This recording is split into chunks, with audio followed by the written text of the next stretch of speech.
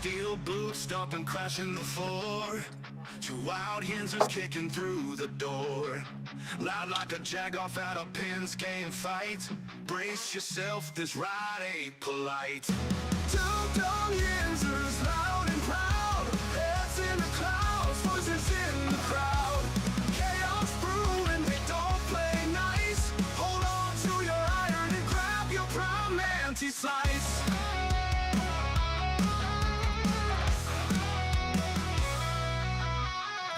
Tales from the burg with a hint of mayhem.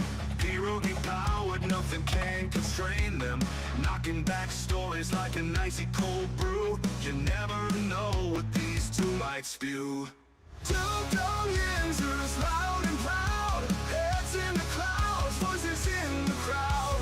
Chaos brewing, they don't play nice. Hold on to your iron and grab your prime anti-slice.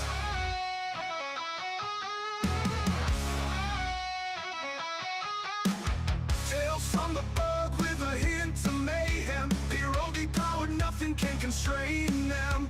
Knocking back stories like an icy cold brew. You never know what these two might spew. Two Dum Yinzers, loud and proud. Heads in the clouds, voices in the crowd.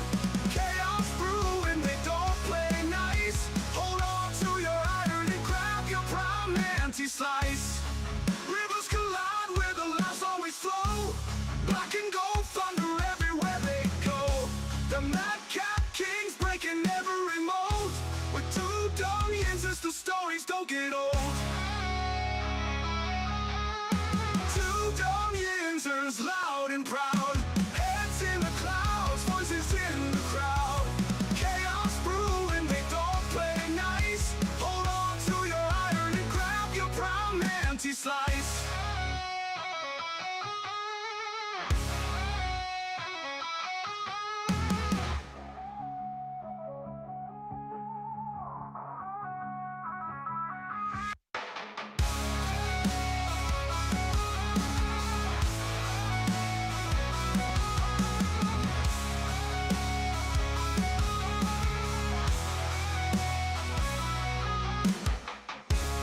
Ooh-ah, ooh-ah. Good morning, everybody. Ooh, that was, man, that cut like that, man.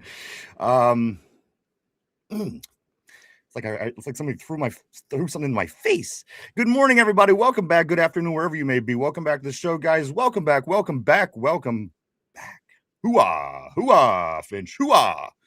Everybody, welcome back to the show. This is episode 888 for the two Dum Yinzers. Believe it or not, here we are, 888, guys. Today, welcome back. A lot of things to get into, of course. I don't know. Has anything happened over the past 24 hours we could talk about? Maybe the Pirates. I guess we'll talk Steelers. I guess that's what we'll do, guys. Again, welcome back, everybody. Glad to see you here this morning. Got a lot to get into today, of course. Finch with these keys. My God, this is all I hear the whole way through the song was keys tapping. I thought, what is going on? Mike muted me, and I apologize. I've been trying my best to mute myself when I type. I need to buy a keyboard that isn't so loud. That's between the keys and the hard ending of that song. My God. But anyway, you know what? I don't blame anybody. It's the day after, guys. We're all trying to get back at it. As a matter of fact, Derpy, he is I'm gonna get into him in just a second. He's struggling today. That's what I was typing about. I was trying to pick him up. I'm like, come on, believe bro. Me, I see it going on both ends. I know exactly what's happening. Like, come on, Derpy, please come in. The crowd wants to see you. Our board, they love Derpy. They want Derpy today. You will feel better, Derpy, if you join us. Yeah, I don't know if I'll feel better if Derpy joins us. So let Derpy do whatever he's gonna do, and yeah, a lot of things, guys. A lot of things to get into today. I don't even know if you're gonna. Maybe you will. I don't know. I was gonna say I don't even know if you'll like me by the end of the show, but we're gonna give it our best and see how it plays out because I'm gonna give you the truth, like I always do here on the two Dum Yinzers. But before we do that, Mike, let's talk a little bit about the game yesterday. You know what? First, I do want to say a couple things before we do start. I do want to say this. Thank you so much to Bill Clevenger at Duquesne Pilsner. Thank you, my man. Yes. He gave us the invite to come down to the tailgate party last night. We went down and it was a blast. I got to be honest with you, Mike and I had a blast down there. A lot of things to talk about regarding that as well. Also, I do want to say congratulations to to Cody, as he did finish. He won my ball yesterday. Oh, nice. Good job, Cody. Cody did. He'll possess my ball for the rest of his life. Cody will always have a piece of me. When he's having a rough day, he's just going to rub your balls and he'll feel better about it. Exactly. That's what I do. And here I am. Look at me. Look at me. Just look at me.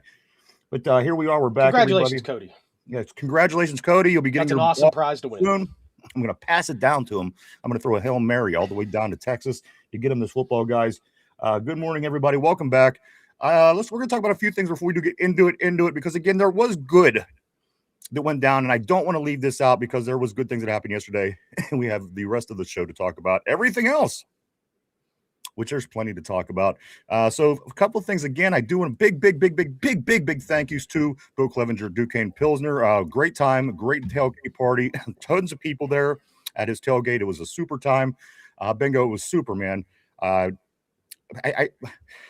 A lot of things went down. It really did. As a matter of fact, we're gonna give you the fruits of that here shortly as we do start to kick the show off, guys, because we do have some videos that we did take, and I think you're gonna like us. So do stick around. But a few things that did happen, Finch, was this. At one point, I don't know what the hell happened, but I look over and women are hugging Mike, going, "Vanilla Thunder, Vanilla Thunder." I swear to God, this really happened in real life. I'm not shitting you. Women draping actual women. Actual women. Real women, not like formerly men. No, or vaginas. They were literally draping themselves on Mike saying Vanilla Thunder. I kid you not, this really happened, Mike. Did this happen? It did happen. It happened. They were calling me Vanilla Thunder. I believe it, Mike, because, you know, the folks on the show, especially anybody who is newer to the show and hasn't been here for longer than a couple of months, they don't really understand or know how good looking of a man you really are. But we do have news about that as well. If you are curious and wondering what's going on with the Skullet, guys, I just want to say this. There may be word in the air about a possible second coming, guys. Yes, a second coming. I don't have anything beyond that. All I do know is that you have to watch the signs. If you Mike is coming twice? I'm not saying Mike. I'm just saying there's a second coming. Okay. And you have to watch the signs to know when it's coming, guys. So yes, with that being said, let's get back to the tailgate before we do really get into things, guys. Again, so much to get into, and I realize everybody's shitting on everything this morning. So I'm going to do the opposite. We're going to talk about the good things that did happen at the tailgate. We're going to lead into the game. So you know, I'm not trying to have people jumping off bridges and buildings and shit like that. This is our therapy. We need this. Our board needs this therapy. Let's look for some positive things before we start with all the negative. I love it. It's a great idea. Everybody needs this. Everybody. We need a boost. So Vanilla Thunder. What else is going on? And we got some really cool videos. We went around different groups of people near our tailgate and had them wail out basically. And we'll let you see and decide who was the best group of Yinzers, Steeler Nation, that did wail out for us on video. We'll bring that up here in just a couple minutes. A few other things, guys. One thing I did realize last night, Finch, that I like about wintertime. I like something about wintertime. It's true. Weird. All the girls wear leggings. Oh, I do like that. Yes. Leggings in the wintertime, baby. And I was there for it. There must have been 50,000 little legging type broads and leggings. I love it. The legging is in this year, and I got to say, I'm here for it. What else, Mike? We had a great time. I got to be honest with you. Mike's running into people he knew. I'm literally in this group of 1,000 people. This guy I'm so upset I couldn't get out there, man. I'm a goddamn VIP when I go. I would have had such a fun time with you guys. Wasn't this guy like on American Idol or so? I don't even know who he was. He was some kind of artist. What's his name? Christian Beck.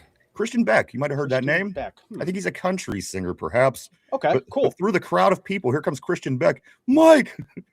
So it was a lot of fun. We got That's awesome. It was. We had a lot of fun. We got a lot of attention, a lot of positive attention. And Mike's a damn celebrity. The guys over at Duquesne Pilsner are the celebrity guys. They are the kings. They are the goats. They made it all happen. Without them, it didn't happen. So thank you to them. Big thank you again to Bill. Duquesne.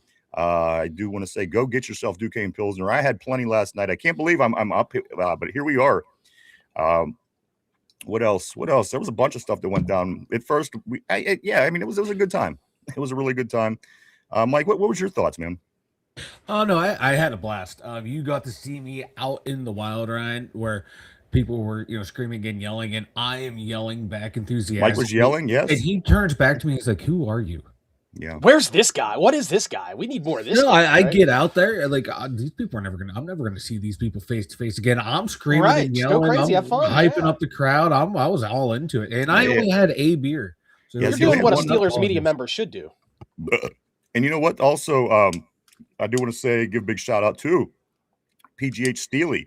If you don't follow him on social media, do follow PGH. He's a really good guy. Yeah, he's great. I follow him on Facebook. I love that guy. We hung out with him a lot. We got a matter of fact, you'll see him in some videos here that we're about to put up.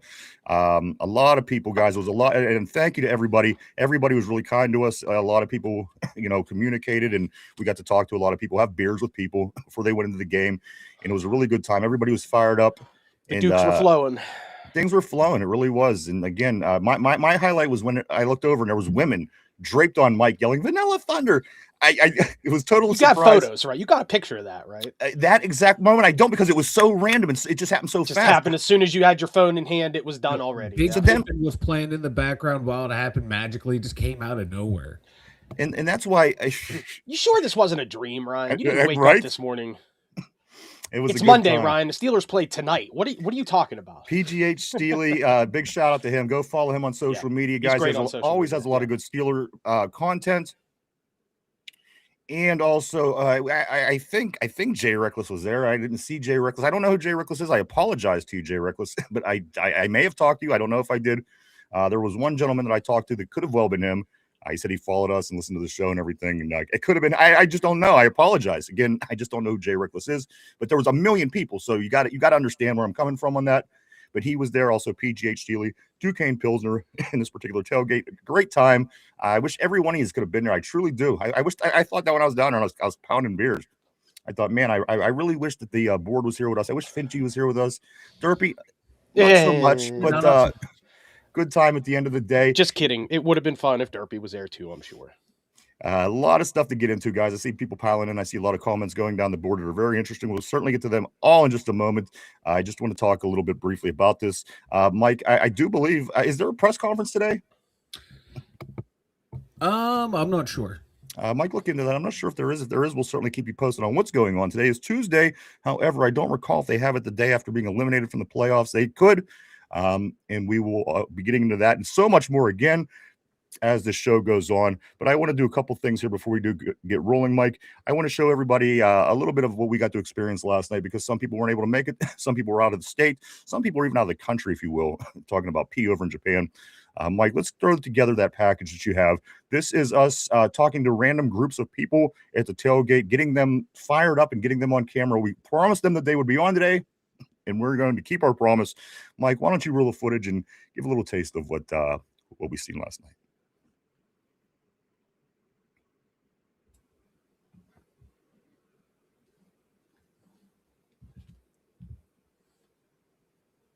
Is there volume?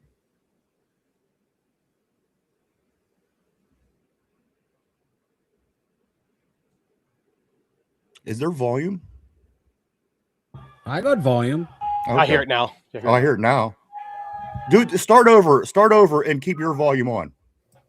All right, here we go.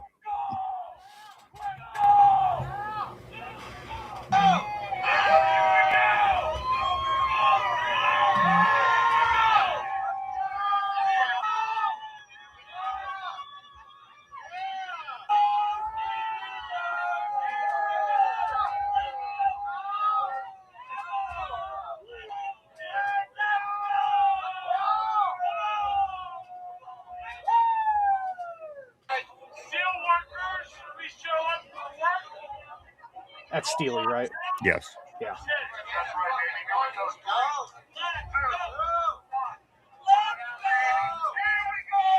Nice.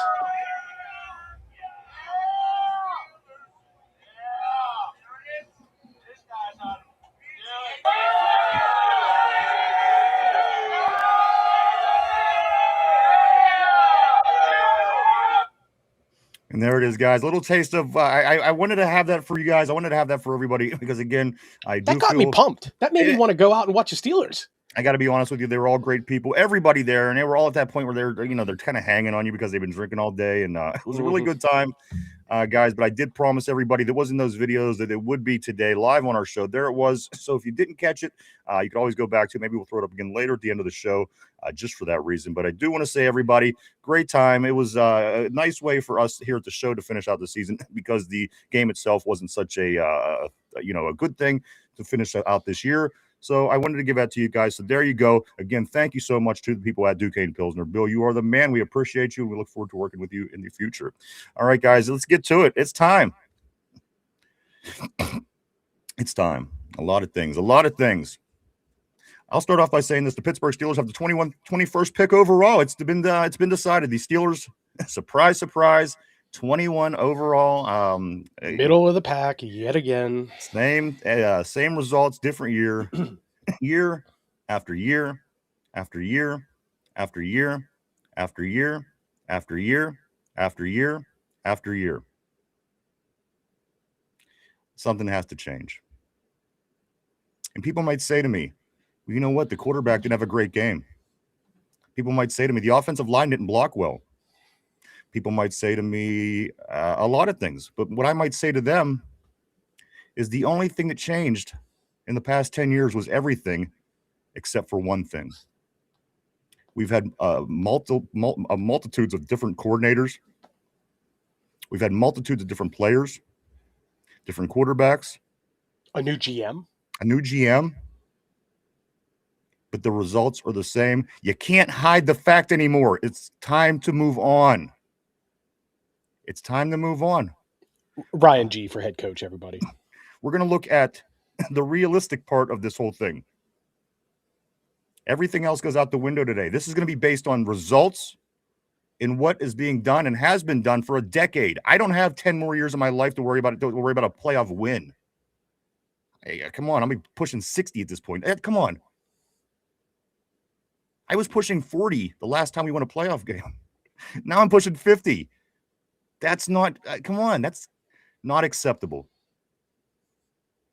The 500 record thing is bullshit. It's a good thing if it was topped on something else, like parsley or a cherry. But the sundae itself sucks. That 500 cherry on top is always going to look nice. The cherry always looks nice up there. But if the sundae is made of literal dog poop, it's not going to be a good sundae. I'm not done. My point being, let's say you're on medication, Finch, as a lot of people are, and it works okay a lot of the time. But when you really need it and it doesn't work for you, in the most important moments, when you really depend on that fucking medication to work for you, it just doesn't. And it happens over and over and over and over and over again. Would you continue with that same medication? No, you wouldn't. Why would you support what's going on with this team? I know a lot of people don't. I know some people do. But today you're going to get the real live scoop on what's going on with this team, what needs to go on with this team, and all the utter bullshit that comes along with what we've been dealing with for 10 years. Listen, not the 10 years prior. Take that into consideration, everybody. I'm not talking about we don't like a certain person. We like the job they did in a certain period of time. We don't like a job they're doing in the second period of time. That's the problem, because it's been a decade. A single win has eluded us. And not only a single win, Finch, a single game where we could even look at the score at the end of the game and say, you know what? We played a good game. 30-6 is another blowout. It's mid of all the blowouts that we have. It's not the worst. It's not the best since we've been in this playoff slump. The fact of the matter is, it's time. It's time. I'm not going to be mean. I'm not going to be dishonest. And if you disagree, has plenty of mean things to say. And if you disagree, please bring that to the board as well, because I will happily address everything that I'm saying. Everything that in rebuttal or your concerns, I will try to intelligently convey my point. And I think you might agree with me at the end of the day, because again, we're not judging this person on anything besides the job he does. And if you're going by the job he does, he's failing. Yeah. The 500 participation trophy is done. Listen, if anybody in Pittsburgh ever even cares about that ever again, I'll be surprised. I was real time in the middle of the fans, and I know what they want, and I know what they don't want. And they don't want to go another year without having a playoff win, let alone not getting blown out every single playoff game over 10 years. You may not like what I got to say, but you know what? I can't apologize because, again, I'm calling it the way I see it. And again, if somebody would like to, debate or talk about it, I would be happy to, and I will do it. I will do it on a level of maturity. So, again, guys, a lot of things to get into today. Finch, can you still hear me? Yeah. Oh, yeah. I'm listening, buddy. Okay. Yeah. All right, here we go, guys. Let's get into it. Let me start with the good. There is one good thing about the game last night. We scored in the first quarter. Yes, and to answer your question on the board, TJ Watt got to go too. So if anybody's using that as leverage as an argument on anything for whatever reason, he's got to go too. That is the worst $41 million spent I've ever seen. He's got to go. Heads got to roll. Guys, this team ain't going to do anything. And if you want to support this team, keep expecting the same. Is it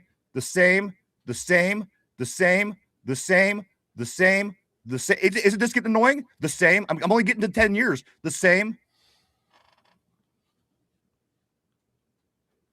It was 7-6 at halftime. Also a good thing. We'll take that. We'll take 7-6 at halftime and against a team with the number one defense. Abso-freaking-lutely. However, Mike works in the middle of the night, so he had to go to bed. He went to bed and it was 7-6. He woke up, it was 30-6. Another blowout playoff. You can't win the big game. This coach he's incapable. He's incapable of winning a big game. I have the last 10 years to prove it. Again, we want to talk about the first 9. I'm happy. We'll talk about those again. Guys, only 4 of the 19 seasons this coach been in this position have the Steelers won a playoff game. 4 seasons in 19 have we been able to win any playoff games. That's again, everything else at this point is bullshit. Take your participation trophy. Take your race shit, whatever the hell you got. Get it the fuck out here. The Steelers need to move on right now. It's all about business. It's all about football. It's all about winning. And you know what? Again, we are far with. Come on. Listen, Finch. Things looked better this year than last year, didn't they? Correct? Yeah. And, I hate it. Sucks being right sometimes. You know that, Ryan? Because I remember we had this exact conversation right after we lost the game last year. And we were talking like, what do we think is going to happen? Do we think Coach T is going to go and this and that? And I said he wasn't, and we were right about that. I also said that if he does stay, that I expect next year, which is now this year, for us to finish with about 10 wins and to be bumped in the first round of the playoffs. Go back and look it up. I said that. The same and you guys agreed. Result. Listen, same exact thing. And you got to agree that we did a lot in this offseason to change from last year. They really did. The Steelers look at all these really guys. You went out, you got a play. Yes, every possible big name DB you have in the league. And again, people say they're old. Okay, that's an argument, but bear with me. They played well. Okay, so they went out and got every big defensive back name in the league. They bring in a different quarterback, MVP, blah, blah, blah, blah, blah. 10-7, a first-round knockout. Guys, it's literally the same thing every year. Every year. 2017. 2017 was the last time the Steelers won a playoff game. Guys, the next time they're going to have an opportunity to win a playoff game is going to be 2027. You have a kid going to middle school. If you didn't have a kid back then and you had one right after that game, your child is going to be in middle school soon. That's not acceptable. And again, well, football teams can't win all the time. Bullshit. You got to win. You could win sometime. You could stay in the game of a big game at least once. Especially with one of the highest paid defenses in the history of the league. TJ did get beat up. And again, I'm not going to, and again, if that's going to be the argument today, believe me, throw it in because I'm throwing his ass out too. I'm just not to him yet.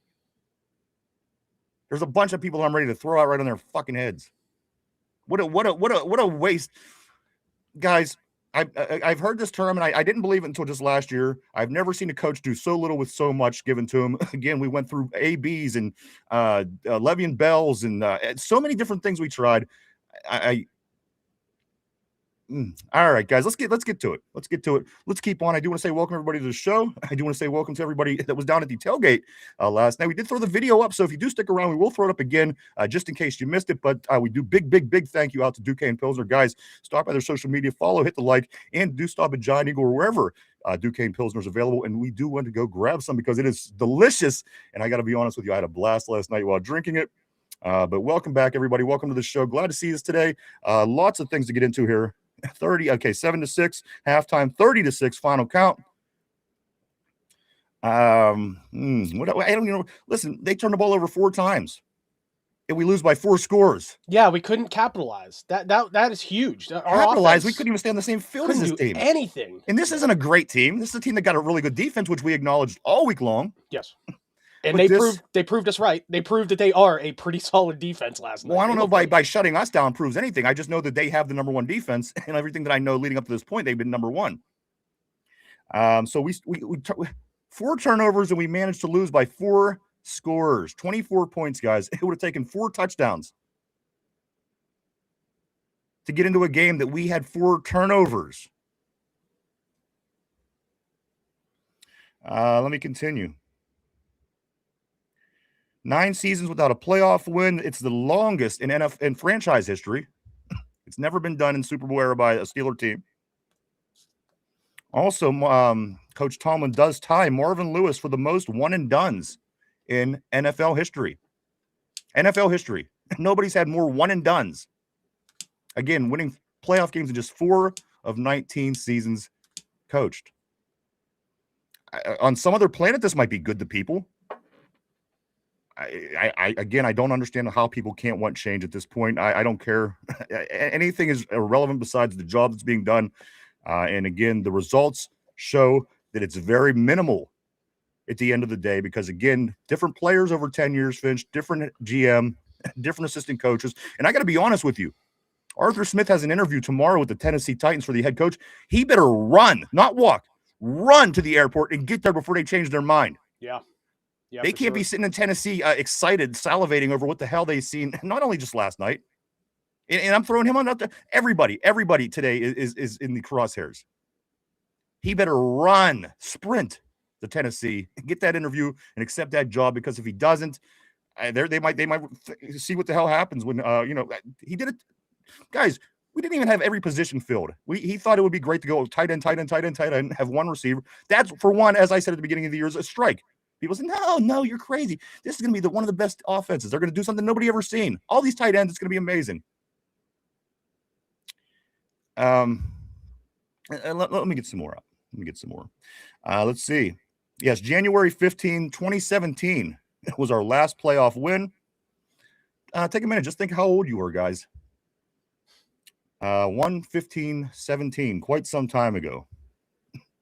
I got to be honest, my hair wasn't quite gray at that time. I wonder what happened. Let's see. Also, they lost last night. It did ruin our Monday night record. We haven't lost a Monday night game as the team since 1991. That is broken last night. No longer are we undefeated on Monday night by the team or by the coach.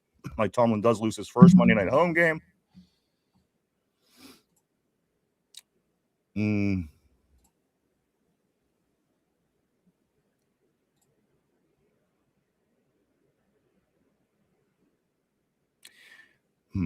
I don't know where I want to go. Finch, why don't you talk for a few minutes so I could collect my thoughts, would you? Collect your thoughts. Pardon me. Yeah, I'm just reading through some of the chat here through the board, and I'm seeing obviously a lot of Fire Tomlin stuff, and that's completely valid. Something here though that I read, somebody said something about the offense not doing a good job last night. Obviously, they weren't very good. That has been the thing all season. And I'm not defending our defense. I'm not defending the fact they're paid so much. They have not been as great as they should be, but they also are on the field way too much. And that was an issue last night too. It just really was. They looked so tired in the 4th quarter. I mean, Brandon Eccles couldn't tackle anybody. I couldn't get it. I don't understand it. And yes, Houston has a great defense. They're the best in the league this year. They look good last night. I thought their defense was pretty solid. We were moving the ball a little bit in the first half, but not a whole lot. The thing that sucks is when our defense did make plays, and when they made plays, like these turnovers, the one Stroud just kind of effed up and fumbled, but either way, our defense made the play, and the offense was not there to convert, and that's really what killed us. And we could blame Tomlin. Yes, he made bad calls and bad decisions and everything too. But I mean, those guys on the offense, especially the offensive line, that Fantano and I suck with these names. The other guy who was on the left side, he got run over about 50 times last night. If your offensive line can't control the trenches, you're not going to win that game most of the time. I mean, that's what it is. And you're going to blame the coaches for that? You can blame the coaches for having those guys there in place. But, you know, if these guys are getting knocked around and pushed around all the time, I mean, Aaron Rodgers doesn't have a chance. If I may, and I'm not Please. disagreeing with you, I'm just kind of adding this insert. Yeah, and I'm just going by what I'm reading in the chat here. That defense was very good. Yes, they were. And for us to think that Dylan Cook and Fatanu were going to hold Hunter and Anderson all night, it's not. You're right. It just wasn't going to happen. I think we knew that going in. But we gave up 14 bad. points. We gave up 14 points on a scoop and score, on a pick six. Yeah. So, I mean, blame it on the defense or say the defense is tired. The offense literally was counterproductive in its own way again. Well, that's what I'm saying. That was the point I was making. The counterproductiveness of the offense, not staying on the field, going 3 and out all the time, giving up a turnover. That's what tires your defense. If a defense can't sit down for 5 minutes and catch their breath, how do you expect them to be ready to go in the fourth quarter and to ball as hard as they need to ball, especially when Stroud turned it on in the fourth quarter? The guy showed up at the end of the game and started making plays. If the offense can't hold it and let the defense get a break, I don't care how good your defense is, you're gonna give up big plays at the end of the game. And that's what happened. And we saw it all season. This happened many times this season, man. Let me get you a little bit more up to date on what happened last night. Guys, we were outgained 408 to 175. Now, this isn't a good offense that Houston has. It's average at best. Get this, guys, we were outgained 408 to 175, which is the worst playoff difference in Pittsburgh Steelers playoff history. As far as the difference in the yards go. Feel the steal. You told me to you called me bitch, shut the fuck up. Come on, dude. Why would you say that in chat? Like, what are you trying to prove here? What are you trying to prove in chat by telling me to shut the F up? What did he say? What's going on? He said, bitch, shut the fuck up. And to me, because I said that we have to hold our offense accountable for what happened last night, which is what everybody and a lot of people in chat are saying, and I'm saying it too. I didn't say the coaches didn't lose the game. The coaches aren't the ones out there getting pushed around and missing tackles. For 10 years, though, coaches have to figure out how to stop what's going on. 10 years ago should have been a nice place to start. Yes, that's right. Okay. But for this guy to come on and call me a bitch and tell me to shut the F up, I don't get it, dude. If you have such a problem with what I'm saying, turn off the show. Go somewhere else. I don't care about you, Phil. Why are you so hateful against me? Because you like the coach so little that you're going to go onto a YouTube channel and just talk all this shit. Go to Mike Tomlin's Instagram and talk shit to him. I don't know why you're giving me a hard time. All right. I think you gave Phil the point. Let's move on these numbers, guys. 408 yards to 175 is the worst yardage difference in any playoff game by the Steelers ever. Ever. And this goes back through every coach. Also, this was the okay. Here's one for you. If you like that statistic, I think you're going to love this one. Fewest offensive yards in a playoff game for the Steelers since 1947. Yes, they had a great defense, but you know what? This is a continuation year after year after year after year after year. You getting tired of it yet? I got 5 more. After year after year after year after year. Yes, it's annoying, right? Absolutely. 1947 was the last time we had this low of an output for yards as a team, the Pittsburgh Steelers. We're going to get into so much more. I'm going to definitely get to everybody on the board. I'm going to try to do my best to get to a lot of people on the board today. I don't want to miss, you know how I am. And but it's Tuesday, I'm sorry, after the game. And there's really so much to get out there. I don't want to miss anything. And guys, I don't want to miss you on the board. I will see every single message. You can count on that, though. Of course, the New England Patriots will be hosting the Houston Texans next week. As you are down to 8 teams. You do have 8 teams now. Houston is heading off to New England, and then Buffalo is heading off to Denver. So this should be 2 very good games. Would love to see our team. At the end of the day, realistically, I think a lot of people know in the back of their mind that this was going to be the result. And you know what? Finch said something very interesting to me last night. We were texting in our group chat, and Finch says this to me. I knew we were either going to win by 3 or lose by 20. Hasn't that been the Steelers in a nutshell for... I said it on this show last week, man. That's what I thought was going to happen, and God damn it. This is who we are. This is the identity. You want to know what the team identity is? 4 quarters of football is being set on the board, 6 points. And it happened. Did we just score 6 points against Cleveland a few weeks ago, too? Yeah. Cleveland, guys. So you want to say, you know what? They got this defense, blah, blah, blah. That happened against the Browns, too, just a few weeks ago. Embarrassingly enough, though, this one happened on our home turf. And from what I understand, and I don't know this to be fact, but I've seen it in a couple sources that they didn't even play Renegade last night. That's how bad it was in the 4th quarter. Really? I didn't know that. Yeah. And check this out. The Texans go to the locker room, and they start blasting Renegade after the game is over. They came here, they beat your ass, and they talk shit. They stomped in your territory. They played your music. If that doesn't piss you off more than anything, are you really a diehard Steeler fan? And again, I'm not questioning anybody's fandom. I am very pro fandom freedom. But at the end of the day, what else? Anybody getting tired of this yet? It's like Groundhog Day is early again, Finch, for the 10th straight year. Yeah. Groundhog Day.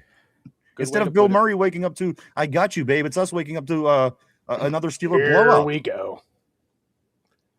Here we go. Watching the Super Bowl from the couch yet again.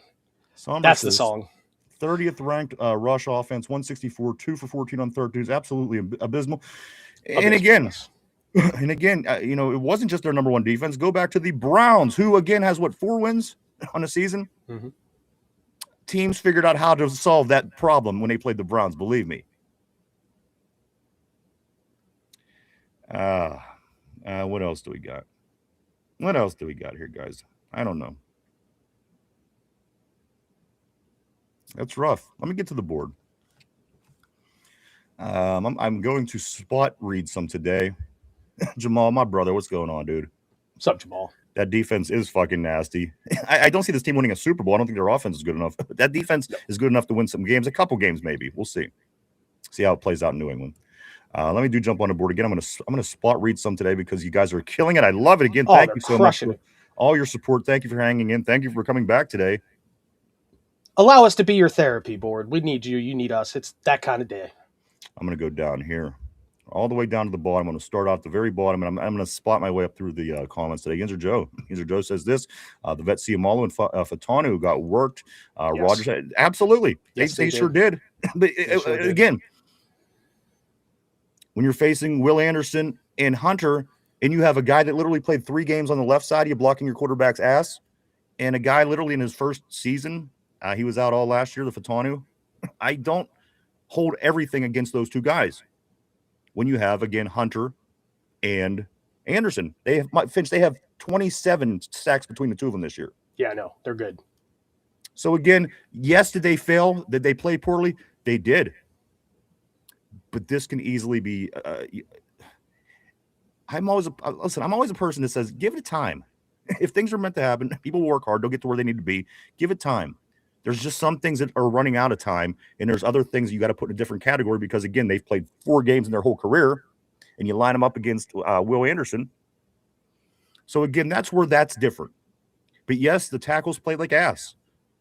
I don't know what anybody was expecting against this Houston defense. As I mentioned over and over and over and over last week, that it was going to be a very difficult challenge against this number 1 defense. So with that being said, that's the tackles. That's what I got to say about that. We will be doing grades later on the show, so do stick around, everybody.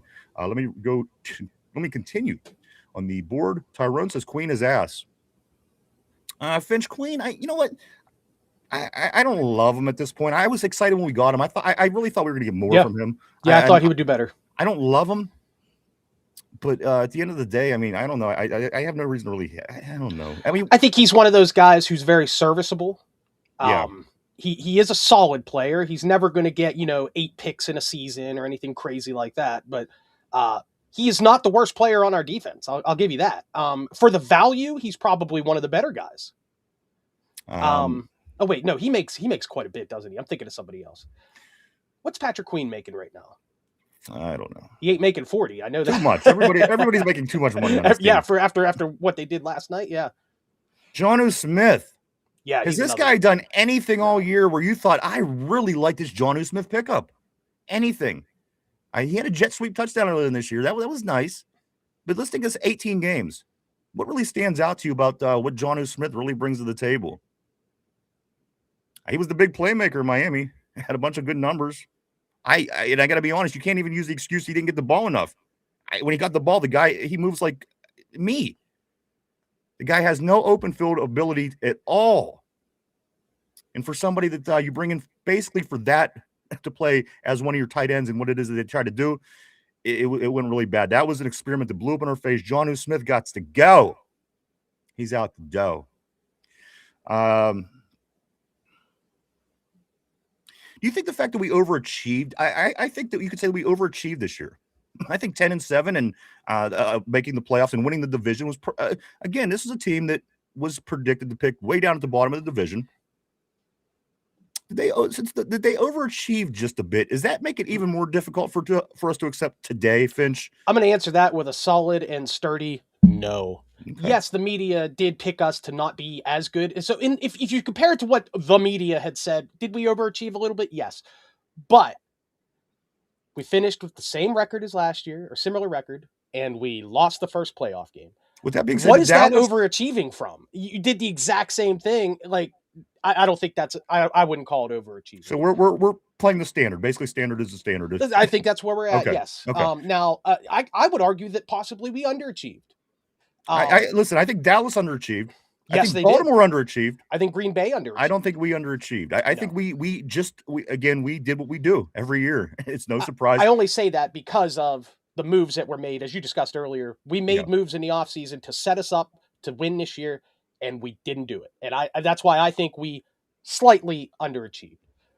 Jamal says this: the whole defense, bro, have to go. You're right. There's a lot of things that need to be fixed, and I just don't know why. Year to year, week to week, these things aren't being addressed, guys. It's the same things every year. Are the Steelers in a situation where we do need to 100% blow it up and start from scratch? Do you really think that, Ryan? Yes. Do you think that's something? I think that too. Do you think that's something that the majority of the Steelers fan base is actually going to be okay with? So if we go 2 years in a row, let's say we blow it up. All right. We completely replace the whole team. We get a couple good players here. We get some fill-in spots, whatever. If we go next year, like 3-14, and then the following year make improvements and finish doing the bare minimum as we've had the past 10 years, we still managed to get 8 to 9 wins. Listen, if somebody comes in with a new energy, a youthful, innovative way, I'll bet you $1 million we won't finish with 3 wins that season. I promise. How did that work out? How'd that work out for like Miami the last couple of years? Or I mean, if you want to go that route, we can look at all the teams that are in the playoffs right now. They all have young coaches. These are all, listen, Chicago, and they also have great teams too. Chicago has a good team. No. Yes, they are. And good Ben now. Johnson's a great coach. Yes, hold on. You're not letting me finish. You're totally taking everything I'm saying out of context. Listen, is Chicago generally a good team? No. Or Chicago good now with their new head coach and their franchise quarterback? Yes. Let's look around the league. You know what? I'm not even going to pull them up. Let's go to Jacksonville. They have a new head coach. Were they good last year? Are they always good? Jacksonville? No. They get a new head coach. They have their franchise guy. They got to the playoffs. That's the key. What you just said. They got their franchise and guy. The head coach. No, it's a and the head coach. You're right. If you only do one of these two, it's not going to work. I'm going to tell you why. We don't develop quarterbacks good at all. Yes. We go to the point where we have to hire people that's been in the league 20 years because we have no ability to take somebody young and make him a good quarterback. It has to be a combination of the two. If you bring your franchise quarterback here, you know what? It might just work out as well as Kenny did. It might just work out as well as anything has in the past 10 years. It's a combo. You got to bring in the new coach, the new quarterback, and even somebody who's an older coach but new to the system. A couple years, Finch, Denver, Sean Payton. You didn't answer my original question, right? I agree with everything you said. Please. My original question was the fan base. Okay. Yeah. Yes, I said yes multiple times. Yes, they'll be down. Do you really think that no matter who we bring in, are you reading any of the messages on the board? I'm pretty certain a majority of these people would be down with the idea. These are people who are plugged into Steelers and watch this show and listen and pay attention to the Steelers. The majority of the fan base. Those are the only people that I'm worried about. I honestly think, and I'm agreeing with everything you say, understand that. I honestly think that if we do blow it up, and I really want us to, if we blow it up, we get new coaches, we find a way to get our guy in the quarterback position, and we still finish 3-14 or whatever, which does happen. There's nothing even to indicate that would even be that. I mean, this is obviously speculation. This is obviously speculation, okay. But that is a real possibility. When you blow up a team, you we kind had 3 wins in Pittsburgh, and you expect to have a 5-win season or whatever. It's very unlikely. It's very unlikely that we'll blow up the team first. No matter who the coach was, no matter who the quarterback was, no matter who the coordinators were, no matter who the GM was, this team doesn't win 3 games in a season. And at the end of a season, after we've only won, let's say we win 5 games in a season, it's the last game of the season, it's completely meaningless. Is Acrisure Stadium still going to sell out that last home game? Yes. You really think so? Because maybe, but I'm telling you, man, if the Steelers blow it up and then this day next year, we're having this conversation about the end of the season. We are going to have this conversation the same way we had it last. I tell you what, go pull up last year's show. It was 112-25, and you're going to hear the same exact conversation. Yeah, I understand that, but and also go back to the one. I don't remember having a conversation about the fan base enjoying a 3-win season or something of that sort. I'm just saying, man, if that were to happen, and I hope it does, and we finish a year with a terrible record. You want more of the same? That's all I have to ask. No, I don't want more of the same. But because I think a decade is a long enough time to prove to you that if we don't change anything, it's going to stay the same. And so whoever ends up being the coach, and we have a blow-up year, and we have a bad season, everybody's going to be wanting to fire that guy. Everybody's going to want to fire him. No, it's a new guy. You give him wiggle room. Listen, we gave this guy time, and he got a Super Bowl. Listen, no, the fan base did not give this guy wiggle room. The people that you know in your personal life. The Steelers gave him 18 years. In your personal life, obviously. I don't know a lot of people who like Tomlin. I know a lot of people that hate him to the extent that you say that people do. So again, it's just maybe find a different crowd. But again, it's just, guys, there's got to be change. There has to be change. And I'm not going to say I don't know the people who you're talking about. I do. No, I'm not a dumb person. I'm not saying that at all. I'm saying that just the fan base in general would be, I think, and this is purely hypothetical because nothing has happened yet. If we blow it up and we end up with a brand new team, and they just aren't gelling. And then you would say to yourself, wouldn't it be nice to see this team get a little bit better every year? And you yes, can watch it would. That yes, play that's out. what I would say. What I'm saying there's no is, getting better every year. This is the base, same stale results. The question every is, would the fan year. base accept it? And they won't. And you'll see media guys like your Double M's and all these guys. They will do nothing but just complain and complain and complain about how this is why you don't listen to those guys. Year. Well, a lot of people listen to those guys. Well, and those are the people that are you're making money doing this. That's what they're doing. We're making money too, brother. So, okay, yeah, okay. All right, Mike, why don't you go and let Finch go? He has to go to work. I'm not going to be insulted on my show by my own guest. I'm not insulting you, buddy. No, you are insulting me. Sorry. Mike, Ryan, I'm sorry. That's not what I meant. I just Finch wanted to make. Go ahead, Mike, please. I'm going to continue on, though, on the show, on the board. Everybody say bye to Finch, guys. Bye, Finch. Let me move on. Mike, thank you. TC says this, Tomlin will definitely step away. It's going to happen, and I'll be happy. Then these people can get on the next one. Steel Loyal. What's up, Steel Loyal? Always great to see you, and TC as well. I do want to say good afternoon to everybody. Steel Loyal says this. He says Jamal's a professional rage bait. Oh, man, I don't know, guys. Let me move along here a little bit more. I want to get a lot of people addressed today. Boswell, yeah, I mean, come on, it didn't even come. I thought it was going to come down to a field goal. I wish it would have been. Listen, I wish it would have been a close game. I wish it would have been a close game. Even a loss in a close game, I would have took it. Mark Malone said, "Did they not have to have the flag?" You know what? I don't know. All you heard all week was the holy water. Is it going to be coming back? Are they going to be doing holy water? I don't know if they did, but it sure didn't seem like it. Tommy Strings, what's up, dude? Always great to see Tommy Strings on a terrible board. Tommy says this, sorry, Ryan and Finch, I'm here today, but I'm not too talkative about that damn game last night, so I'm just going to sit in here and watch. Hey, it's all good, brother. That's do your thing, man.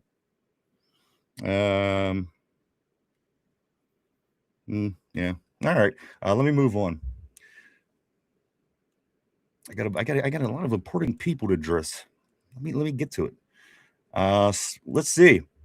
Sly Smooth 2006 says this: the Texans defense dared the Steelers to pass in the middle, and they barely blitzed. And Mike Tomlin moved on me, and Mike Tomlin and his gang bitched out once again. Two passes were over 15 yards by Aaron Rodgers yesterday. Two completed passes for a total of 37 yards. Two passes over 15 yards by Aaron Rodgers to our receivers. Anybody. Two receptions of 15 yards or more for a total of 37 yards. That's how that broke down. Also, C. Young Wood says this: I don't even want to play Madden right now. I don't even want to play the Steelers. You know what? I believe me. I feel you. It's going to sting for a while. Not because it was a stunner, just because, we're done. We're out again. We have a whole nother year. We got to wait a whole nother year just for an opportunity. And that's going to put us at 10 years. Ugh. I don't know, Jamal. I don't know what the hell happened to John. From everything I heard, we were getting a beast, man. Who else? What else can we get into? Let me pull up the numbers. I want to pull up some numbers. We're going to look at how things played out last night, team-wise and player-wise. That'll help us get a little bit more into the details. Just get right into this.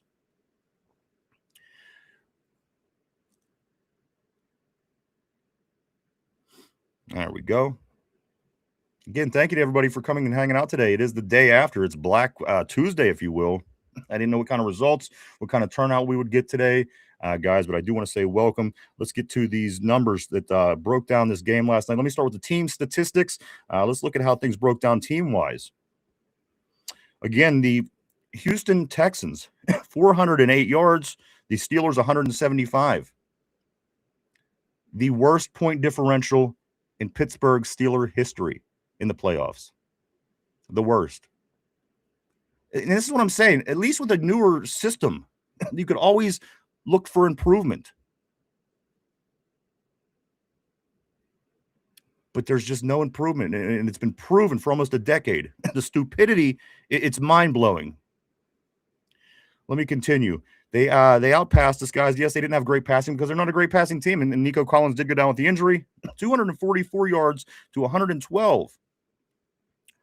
Rushing yards, they outrushed us by over 100 yards. They get 164. The Steelers get 100. Or they get 60. We get 63. I'm sorry. They doubled us in yards per play, 6.2 to 3.1. Almost doubling us in first downs, 21 to 13. 10 for 15 on third down. The Steelers 2 for 14. They had more plays, 66 to 56. Penalties. We can't blame this one on the refs. I know a lot of people love to blame the refs. They didn't help us or hurt us. The refs, 3 penalties, 24 yards. I think that's fair. We can't complain there. Also, penalties, 6 penalties for them and 44 yards. So it actually went in our favor. So again, the turnovers went in our favor. The penalties goes in our favor. And we lose by 4 scores. This is a systematic problem. And yes, there are players that are totally at fault, and they need to be gone too. Again, $41 million well spent by TJ this season, guys. $41 million. Yeah, you think he earned $41 million? Red zone offense. Steelers 0 for 2. Houston 2 for 3. Let's look at some player statistics, guys.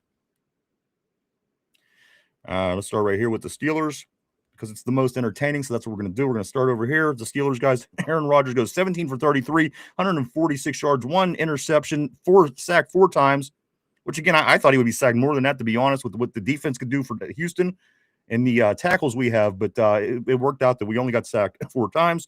Mason Rudolph comes in. He does throw a completion. He goes 1 for 1 for 2 yards.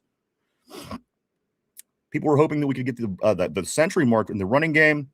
Jalen Warren, 12 carries for 43 yards. Kenneth Gainwell, 6 carries for 20 yards. Nobody was effective against this defense. Nobody. running backs, tight ends, receivers, quarterbacks. 43 and 20 yards for those two gentlemen. Leading the way as far as receiving, DK did have a good day as far as yards. He had 42 yards on 2 catches. So you kind of need a little bit more from your number one receiver. But again, they're a very good defense, and we don't have anybody to counter that. Our receiving core. I mean, we have Thielen. He did make a catch. You know what? Juan Valdez-Scantling, he makes a catch too. But in order to win football games, you need more. You need more, guys. Let's take a look. Also, right here, MVS says 3 catches for 26 yards. Gainwell, 4 catches, 26 yards. Adam Thielen, 2 for 25. Pat Freiermuth, he gets 1 thrown to him for 18 yards. The guy literally is the only guy that makes any plays anymore. Calvin Austin, 3 catches, 8 yards. Jaylen Warren, 1 catch, 4 yards. And Jonnu Smith, guys, hold on. You might want to sit down for this. 2 catches, -1 yard. Yeah, you heard that right. Jonnu Smith, 2 catches, -1 yard. On defense, Patrick Queen does lead the way with 10 tackles on the day. 7 solo, 3 assisted. Also, TJ Watt with the fumble recovery. He has 6 tackles on the day. Harmon had a sack. He had 6 tackles on the day.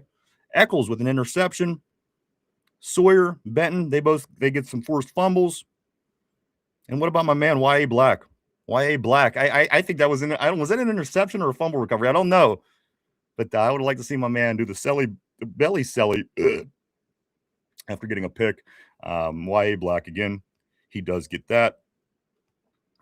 Chris Boswell doesn't miss any field goals. In this game, he doesn't, of course. He goes 2 for 2, long for 35 yards. And that's the way the numbers break down. I guess let's look at why not at this point. We're here. We're in a bad mood. Let's look at what Houston got going on. CJ Stroud, guys, he went 21 for 32, 250 yards, 1 touchdown, 1 interception, sacked 3 times. Marks, 19 carries, 112 yards. Another. Let me put it to you this way. This was not a good running team. Houston is a bad running team, average at best. Marks, 19 carries, 112 yards. In the cold. In front of our crowd. In our stadium, in our city. Imposing his will like a lot of other running backs have tended to do this year. The changes need to come, guys. And again, I'm not trying to be right. Believe me, I'm just kind of calling it the way that I see it. And you know what? If I'm right, I'm right. I'm wrong, I'm wrong. But I'm giving you my honest opinion on everything. I'm not trying to win anybody over with opinions. I'm not trying to draw a large mass crowd like Finch is going on about these other shows. I am here as a voice just like everybody else is that's watching my show. Our show, sorry. I'm a voice just like you. And I'm just trying to be honest. And you know what? We will move on. Following Marks on in the running game, 10 carries, 48 yards by Nick Chubb, almost halfway to 50 on his own. So between two running backs, guys, you know, you're well over almost 170 yards between them two guys in rushing yards. Receiving, Charlie Kirk, guys. Kirk, of course, he goes 8 catches, 144 yards. So 100 and some yard running back, 100 and some yard receiver by an offense that's average at best. Yes, we could say our offense didn't do anything, but these numbers they're horrid. No team has these numbers and wins playoff games, unless you're putting up equal numbers and you're in a shootout or whatnot. But a bit embarrassing. Nico Collins, 3 catches, 21 yards, which again, that was that was good. There was a couple good things. Again, we scored in the first quarter. That's the icebreaker. Okay, we got that out of the way. First time in a million years we scored a point in the first quarter. That's a plus. Holding again, Nico Collins with 3 catches, 21 yards on the day. Of course, he did get injured. He was out after a while. As far as defense goes, Petrie for the Houston Texans had 7 tackles total, 5 solo, 2 assisted, a few interceptions, a few sacks. I'm not going to go through all them names. I don't think anybody cares. But that's how it played out. So I know you guys are. Let me ask you this on the board, though. Everybody, Tyrone, Roger, Ron Navy. What's up, brother? Always great seeing Ron on the board. I haven't seen you for a while, my man. Jamal. Steel Oil. Steel the field. Fill the steel. John. Justin. You're the GM. What's the move? I tend to think a majority want people to they want to change. I do. For whatever reason, I don't know if Finch agrees, but I want to know what you think. You're the GM. What's the move? I want to know what the move is. Everybody has an opinion. And again, I'm not, Tyrone saying, let me coach. I would be down. I would hire Tyrone right now. It's got to be better than what we have. It's got to be. Steele says this, clean house. CB Young Woods says, trade TJ, trade Queen 100. In my opinion, I agree. You need quarterback money. You're going to listen, depends what route you go. If you draft a good quarterback, you're obviously not going to need that money for a couple seasons because of the rookie contracts and things like this. But you free up that money. Again, what are you losing by taking TJ out? Did he earn $41 million? Did he earn quarterback money for you guys this year? Did TJ Watt earn quarterback money? In your opinion? A guy that steps under center and makes play after play after play and really dictates the way the game goes. This guy makes literally the same amount of money. Is that $41 million well spent? Could we not use that money to maybe pay some other players that could come in and actually make plays and get things done? You're the GM. What's the next move? Tyrone says trade everybody. CB Woods says this. I'm not just saying this for no reason. TJ's, and he's also, yes, he is as Cam, soaking up a lot of money. The older guys have to go, and this includes players, coaches, everything. It's time for a change. You know what? If we have to take a hard season every now and then, as long as there's light at the end of the tunnel, I think everybody's going to be okay with that. RB, my man, what's up, brother? I do want to say this. If you go to the draft and don't start or join in the Fire Tomlin chants, you're just as much to blame as anyone else. I lived in Pittsburgh. I would be down if the facilities with signs and chanting. I agree. This is going to be a very interesting draft in April. Very interesting draft in April, guys. You think the drama is now, and it is. Be sure to stick around for the April shows. It's going to get pretty wild in Pittsburgh. I know it. I don't see how it's not at this point, because here's the thing. We made our stand. The crowd made their stand. It's very obvious the company knows what the consumer wants at this point. It's obvious. We expressed we expressed the way we feel. And guess what? You, the fan, are the consumer for this particular business. Let's see what their move is. What's the next move? They know now. They know.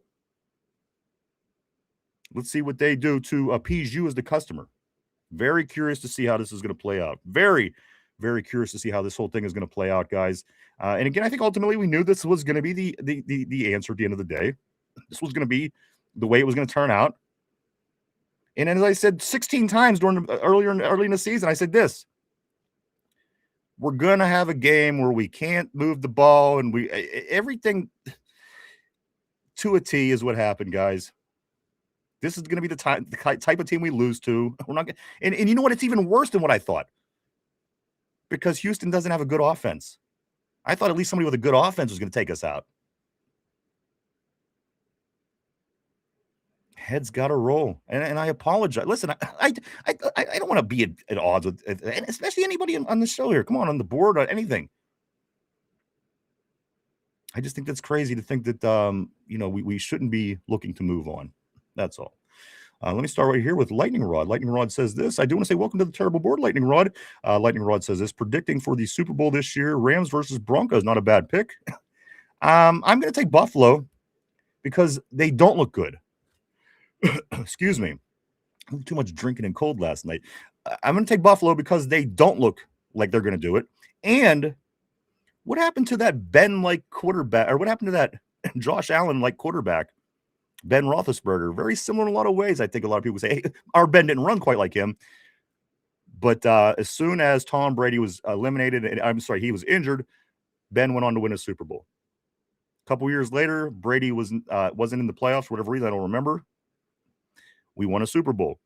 This will be the year, in my opinion. I think Buffalo wins it. They don't look great, but you know what? Those 05 Steelers coming in with the worst offensive line in the league and needing to win 4 in a row just to get in as a 6 seed. Wasn't supposed to win it either while not looking good. I think this is Buffalo's year, and I think they'll do it again. You know what? And I think Mahomes will be back. I'm seeing a cycle here. Look for the Chiefs to be back next year, as when Tom Brady went down in 2005, and they didn't expect that that team's done. They won 3 Super Bowls in 4 years. That's done. What did Tom Brady do? The greats, they continue to come back. They continue to come back, and they continue to come back. I think Andy Reid and Patrick Mahomes can very well be this decade's Bill Belichick and Tom Brady as far as results.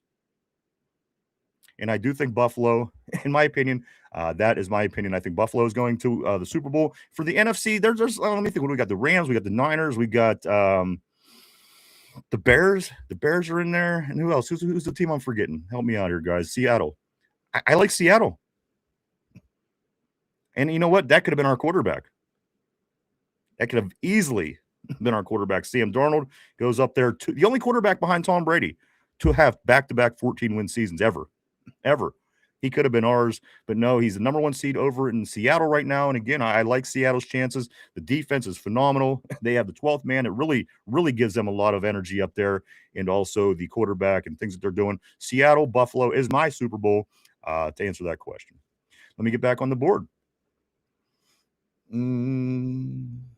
Rams versus Denver's with Johnny. Johnny, what's up? Nice seeing you on a terrible board. And again, there's just so much to talk about today, and I apologize. I would like to talk to everybody personally, and I will as the week goes on. But today there's just so much, and I do apologize. But I will read every single message. I promise you guys, I will. So keep them coming.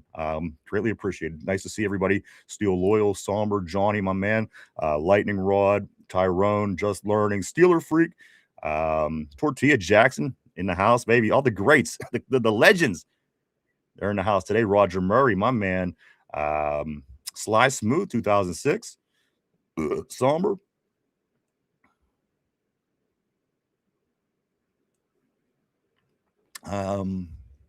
Sebion Wood. I think it's how they're pronouncing that name. I like it. And then many, many more. Lindsay. Jamal. Cody. Everybody. Thank you, guys. You know you're appreciated. You know what? You guys really do. I think that you do. But here we are, guys. This is Black Tuesday, if you will, for the Pittsburgh Steelers. What happens next? I don't know. What I think should happen, whether it happens or not, I don't know. But I do know this. Arthur Smith has an interview tomorrow for the head coach position down in Tennessee. As I said earlier, run. Don't walk. Get your ass to Tennessee and accept that job before they realize what the hell they're getting themselves into. Was anybody satisfied with Arthur Smith's offense? And my thing was, I'm just going to wait it out. Maybe this will get better. And again, I'm a big proponent of this, giving people time. Some people just took way too much time to get to a point that's not acceptable. And I think, again, I'm going to stay away from that. For now. Yeah, Wednesday interview, guys. So there you go. Arthur Smith. And that's where I was going. Were you satisfied with the progress of the offense throughout the season? Did it seem like, it improved week to week? It seems like they found the bare minimum amount to get done to prepare to win some games and to lose some games. It wasn't anything impressive. And he had the opportunity to get the guys, but he chose to only bring one wide receiver. We had two. Matter of fact, we had two pretty damn good wide receivers. But the choice was to go with one and a shitload of tight ends. That was the result. That was the plan. That was the game plan. This is what I was told was going to work. When I said, you can't not have one receiver. That's crazy. Ryan, you don't know what you're talking about. Yeah, come on, the game is changing. Apparently, I'm the stupidest person. I don't see the logic in what's going on with this team. And if things don't change, I have a decade behind me that shows you that the results are going to be the exact same. The exact same. And I did it the other day, yesterday. I'm not even going to go through all the scores, the final scores of these last 7 playoff games. They're all blowouts. Every game was at least by a couple touchdowns, and that's the close end. All it's going to be an interesting offseason, guys. One way or another, any way you slice it, whether it be through draft, free agency, hirings, firings, this should be a very interesting offseason, guys. And we are here all year round right here, guys. We hope that you do join us for everything. We got the draft coming up in April. We have free agency. We have trades. We have extensions, people getting cut, dead weight being cut, hopefully. But this isn't working. Obviously. Jamal, blown the F out. And maybe I should. You know what? And I didn't want to do it. Let me pull up let me pull this up. Again, I said I told myself I was going to be nice today, and I am being nice. I am really being nice. 100% being nice. And I don't even know where I have it. So you know what? Let's get to this. Let's get to this. Unless I can find it in the next half a second. Now let's get to this. I mean, we all know the blowouts. We all know the scores. Who's ready for? I'm talking about some change in this offseason. Who's ready for the list of free agents, guys? This is the list of people that may not be here next season. This is the entire list of free agents, guys. Here we go. Aaron Rodgers, of course. Adam Thielen, Andrews Pete, Asante Samuel, Calvin Austin III, Chuck Clark, Cole Holcomb, Connor Hayward, Daniel Ukulele, Dean Lowry, Donald Parham, Isaac Siamalu. We're only halfway through the list, guys. Isaiah Loudermilk, Jabril Peppers, Jack Driscoll, James Pierre, Kenneth Gainwell, Kyle Duggar, Juan Valdez-Scantling, Max Sharping, Miles Killebrew, Scotty Miller, Skylar Thompson. This offseason is going to be just as interesting as the season, guys. Tyrone saying everybody could go. Just hit the button. Get them all out of here. Send them all right out after the next. And let TJ lead the way. And let Cam bring up the rear. Mr. Worrying about incentives, bro. Well, just to make it known, he didn't get his incentive that he there was a big hang up in preseason about. He needed to get at least 8.5 sacks, and the Steelers did need to qualify for the playoffs.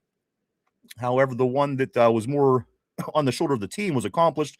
The one more on the shoulder of the individual, of course, the 8.5 sacks, only finishing with 5.5, was not accomplished.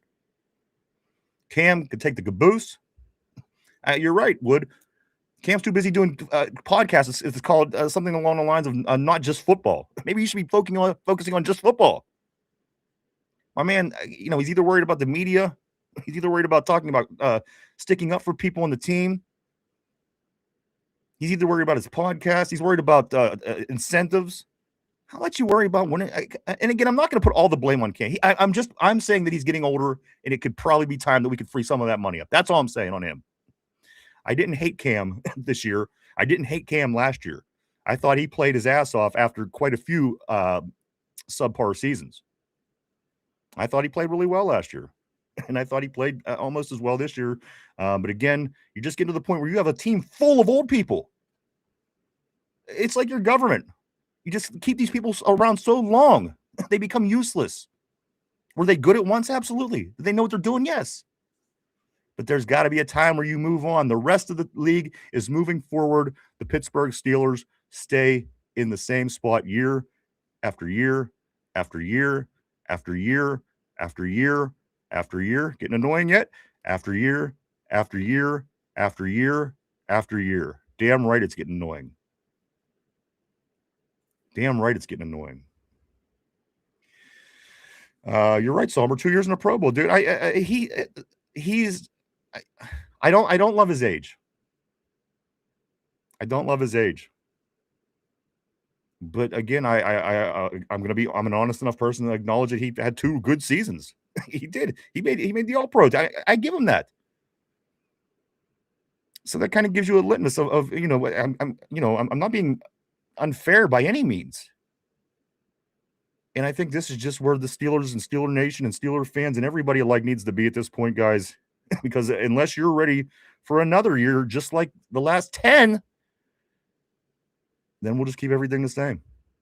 Or make the bare minimal changes and bring in more crappy coordinators who get nothing accomplished. Let's say Arthur Smith finally gets his job. He'll be the first Mike Tomlin assistant to get a head coaching job in almost 20 years. The first. Nobody. Mike Tomlin has no coaching tree.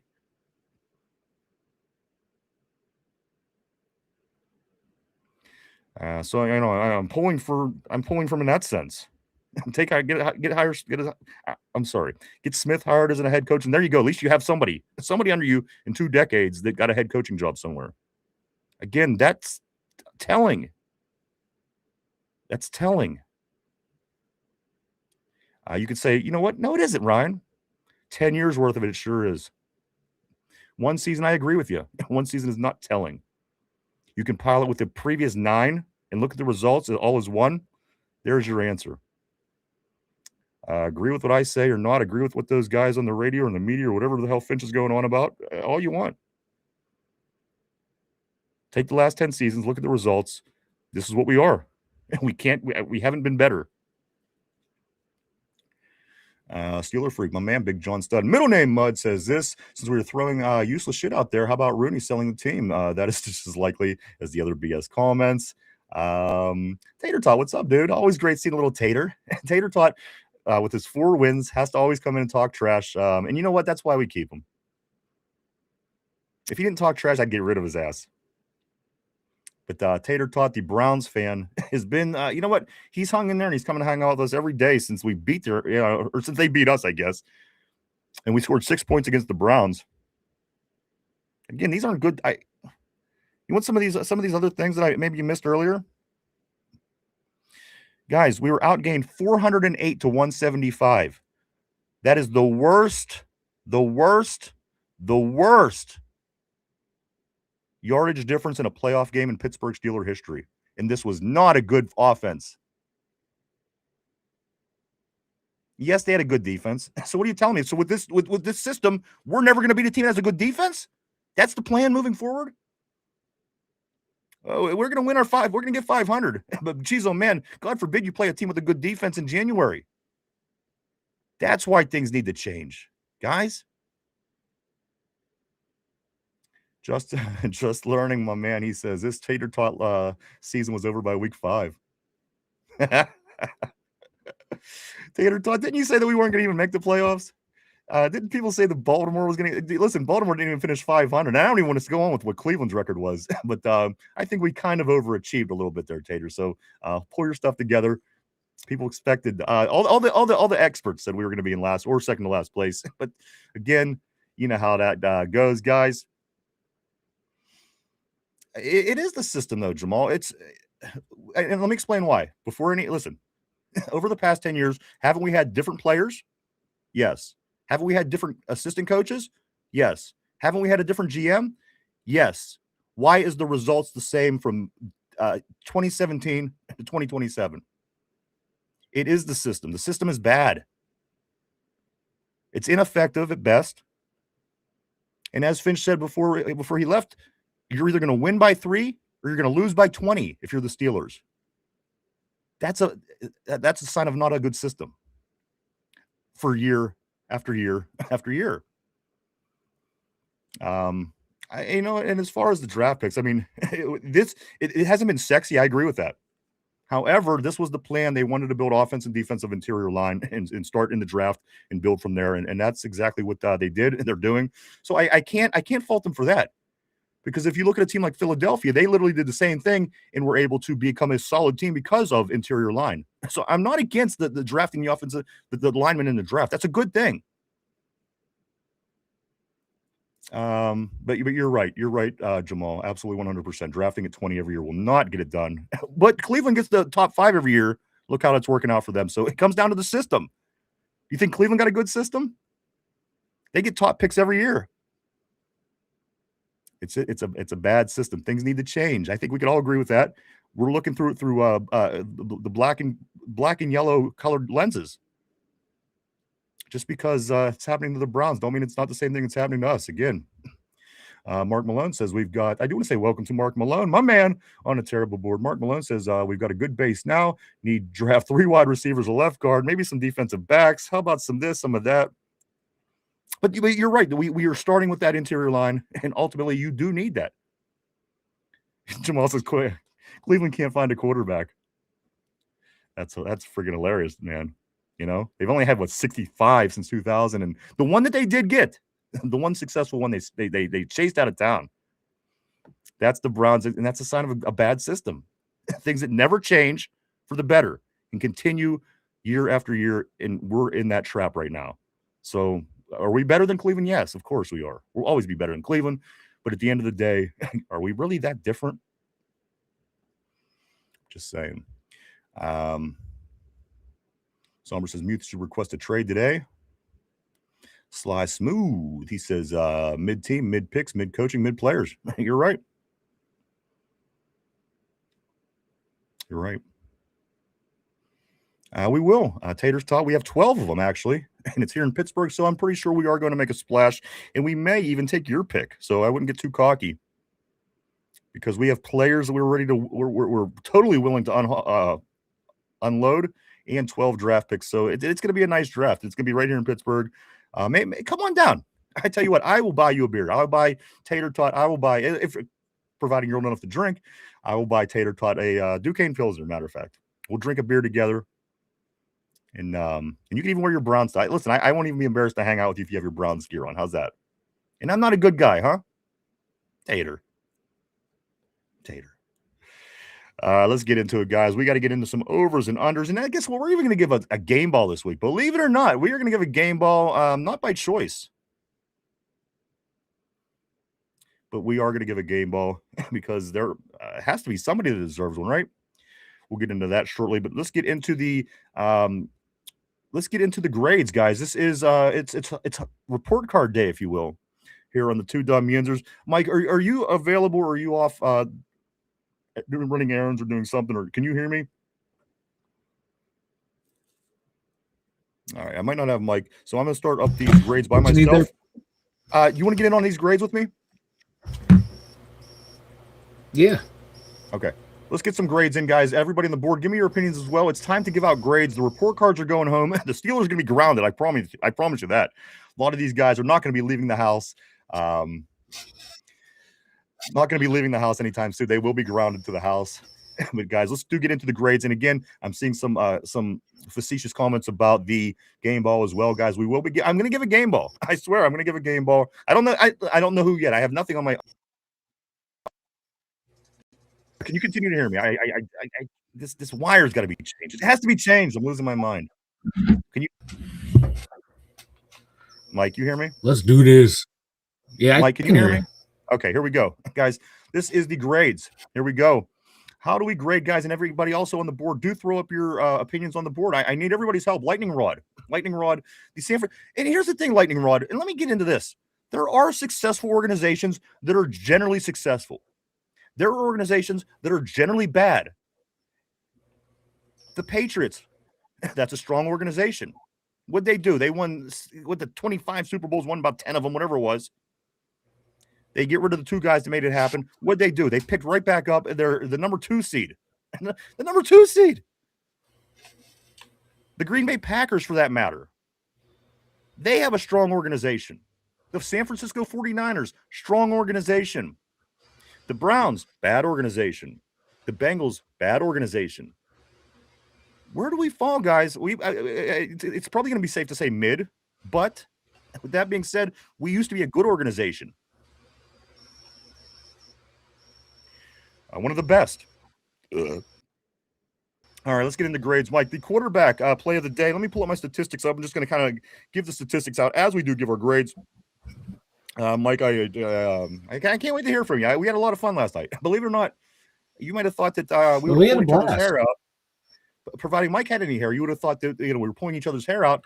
But we did it. We had a blast, Mike, last night. So I want to hang out with you a little bit more. Believe it or not, here we go, Mike. This is going to be the grades part of the show. We're going to grade the way the Steelers performed last night. We're going to start right here with the quarterbacks. Mike, Aaron Rodgers, 17 for 33, 146, one interception, 50.8 quarterback rating. With that being said, he didn't exactly get all the help that he might have needed. And the receivers even were having a hard time getting open. That defense was very good. But Tater Tot on the board, he's saying Grandpa must get an F. I don't know if I'm going to disagree with Tater Tot a whole lot today. Mike, what do you think about the quarterback play for the Steelers last night? What do you give that grade? F. It was like, we saw it at the end of the first half, man. Like when dude landed at his feet and he had all that room in the pocket to move around and decided to stand there like a statue. He looked lost and confused. He gets an F. All right, a bunch of D minuses on the board. Mike says F. I'm going to go somewhere between a D and an F. It's in that range. It wasn't good. And again, a lot of things did play into that. Rodgers giving it an F. But at the end of the day, it's still a football game. You still have to perform. Even if they are the best defense in the league, you still have to figure out ways. And that's kind of where the coaching and the schemes and things like that come in, guys. I'm just saying, yes, they don't make tackles. Yes, they don't catch touchdowns. But you have to figure out ways to beat teams that might have a better defense than you or a better whatever. That's where your job comes in. And it's very important. And that's another failure on this team. So let's move on, Mike. The running backs. The running backs finished with these results. Jaylen Warren, 12 carries, 43 yards, and Kenneth Gainwell, 6 carries, 20 yards, a total of 63 yards on 18 carries between the two running backs. Mike, what do you give the running backs on the day? D+. And it kind of falls into the same category. It's just a really good defense. The blocking wasn't good, and the running backs are, they're guys that make a lot of games during the season. But you know what? For what it was, for the game last night, the results, the numbers, you're right. It's got to be down in the D's too. It got to be. Yeah. It got to be. Yeah. Tortillas. An impressive performance. Let me catch up on Steel Loyal here. He says, only reason I'm not giving him an F is because of the drop balls. And DK, we're getting to him. This is your number one receiver. This should be the guy. Does anybody really feel that DK is the guy? You feel that he's the guy because there's really no other guys. There's no other choice. You're tricked into thinking he's the guy. Well, guess what? Number ones don't drop passes like that. They don't. They just don't. Not good ones anyway. I'm just saying. Look around the league. And yes, it's not 100% across the board. Don't come at me. Everybody drops a pass. I get that. You know what I'm saying. Let's do a move, guys, to the tight ends. Pat Freiermuth, 1 catch, 18 yards. He made a nice grab there. As far as the other tight ends, Jonnu Smith, 2 catches, -1 yard. And that was it. Mike, what do you give these tight ends for their performance last night? I'm going to give them another D+. They couldn't get open in the pass game. Run blocking, they were non-existent. Pass protection, they were non-existent. They couldn't do any 3 aspects of their job as a tight end. So yeah, D+. All right. Yeah, it's not good. I'm going to give him a D+ too. I was going to give him a C- just because I did like the one play that was past the Muth, and he made a big gain. But again, I don't think that's enough to make this a passing grade. That stays in the D's as well for me. Also on these tight ends, let's move on, Mike. The wide receiver room. Before we do make this call, let's take a look at the numbers. DK Metcalf, 2 catches, 42 yards. This is what you missed last week and the week before. 2 catches a game. Juan Valdez-Scantling, 3 catches, 26 yards. Adam Thielen, 2 grabs, 25 yards. Calvin Austin, supposed to be a big playmaker. I don't know, guys. 3 catches, 8 yards on the day. Mike, what do you give the wide receivers? The wide receivers for their performance yesterday? A big old F. You're right. And they had a hard time getting open. And again, you got to give credit to the defense. But come on, it's kind of it's consistent. The thing is, though, that defense, man, they don't do anything schematically. It's just those guys just beating the other players one-on-one. Yeah, it's just straight man, and they get home with 4 guys. Makes life. Steel Loyal said it was so bad he gave him a G. he got a G. I like that. That's even worse than my report card, so I can respect that. Let's move on, Mike. The offensive line. The offensive line, guys, throw your opinions on the board. What would you give this offensive line? for their performance last night. Yes, the defense was great. Yes, you knew it was coming. Yes, I shouldn't expect those 2 tackles to stop those 2 outside guys. That being said, there's still a football game that needs to be played. You have to figure out a way to win. Again, what are we going to do? We're going to just roll over for every team that got a great defense from here on out? No, it's bullshit. Let's get it on this offensive line. Mike, what do you give these guys for a grade? Somber's giving them an F. Rogers giving them an F. They're getting an F. And they have to get an F. They did next to nothing. And I like some of them guys. I like Frazier, and I like Fatano for that matter. He whiffed on a couple, but all in all, they get an F. The offensive line with an F. A big, it was the worst. It's the worst game they had down the stretch. F. Absolutely. Yeah, you might be right there, Phil. He's saying game ball 15, maybe. Let's see. What number is Benny Sco? Is that 15? What number is Benny Sco, Mike? 15. Okay, yeah, that might be my game ball. The guy, he still went out there and got it done. He was sticking people. I have to think about it though. We are too soft, Jamal. Way too soft. Let's move on. Defensive line. How do you think the defensive line performed last night? Did they, I thought Wyatt Black, he got a nice recovery. I mean, there were some things that were, done throughout the course of the game. Yeah, good.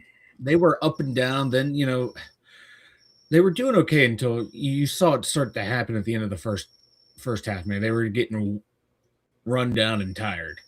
And damn, I'm gonna go a C- just because of the situations the offense put them in. No, Tortilla wasn't special ed. Funny guy. Did you ride the short bus? Me? No, I walked. Let's see. Let's move on though. So, all right, that's our grade there. Defensive line. Let's talk about the linebackers. TJ Highsmith. Wait, I didn't even see him. Peyton Wilson, Patrick Queen, Nick Herbig. Guys, what's your grade on the linebacking core? Inside, outside, all around side. What do you guys think, Mike, on the linebackers? D plus. If we were able to stop them from running at all at any course at the point of the game, it would have been a little bit higher. The fact that we knew they were going to run and they were continuing to run on us and they don't have a good running game, this is why my linebacker grade is low, along with my defensive line. The whole thing was an effing mess. I got to be honest with you. Let's look at the secondary, Mike. Eccles had a pick. Let's see, Ramsey, JPJ seemed to hold his own back there. No big penalties on him. The whole way around the horn, Mike. What about these DBs?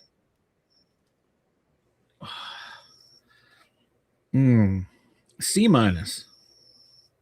No, D plus, because I forgot what's his name went off on us. Christian Kirk. Right. Yeah, I didn't give him a D plus. D plus, C minus in that range. It's D plus. Somber says the Queen should get a Z. They haven't even made up enough letters for some of these players yet. That's how low their grades are getting. Let's get to the special teams. I can't say that there was enough that happened throughout the special teams that I could say would have a good grade or a bad grade. I'm going to slap a big C right on the special teams because I did like a couple of those big hits that Betty Sco made down the stretch.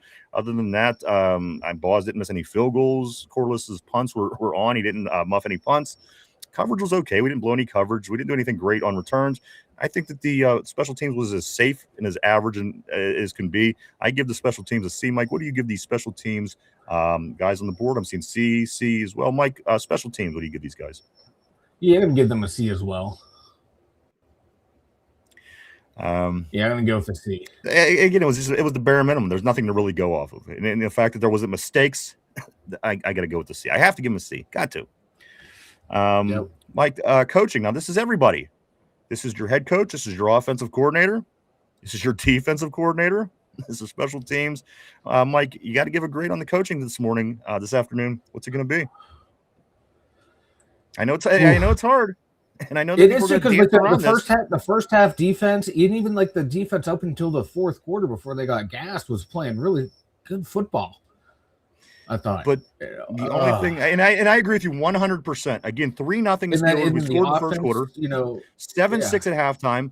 but it turned into every other game that we've played in the past years in the postseason in January, Mike. All blowouts, 30-6. You got to give it on the whole result.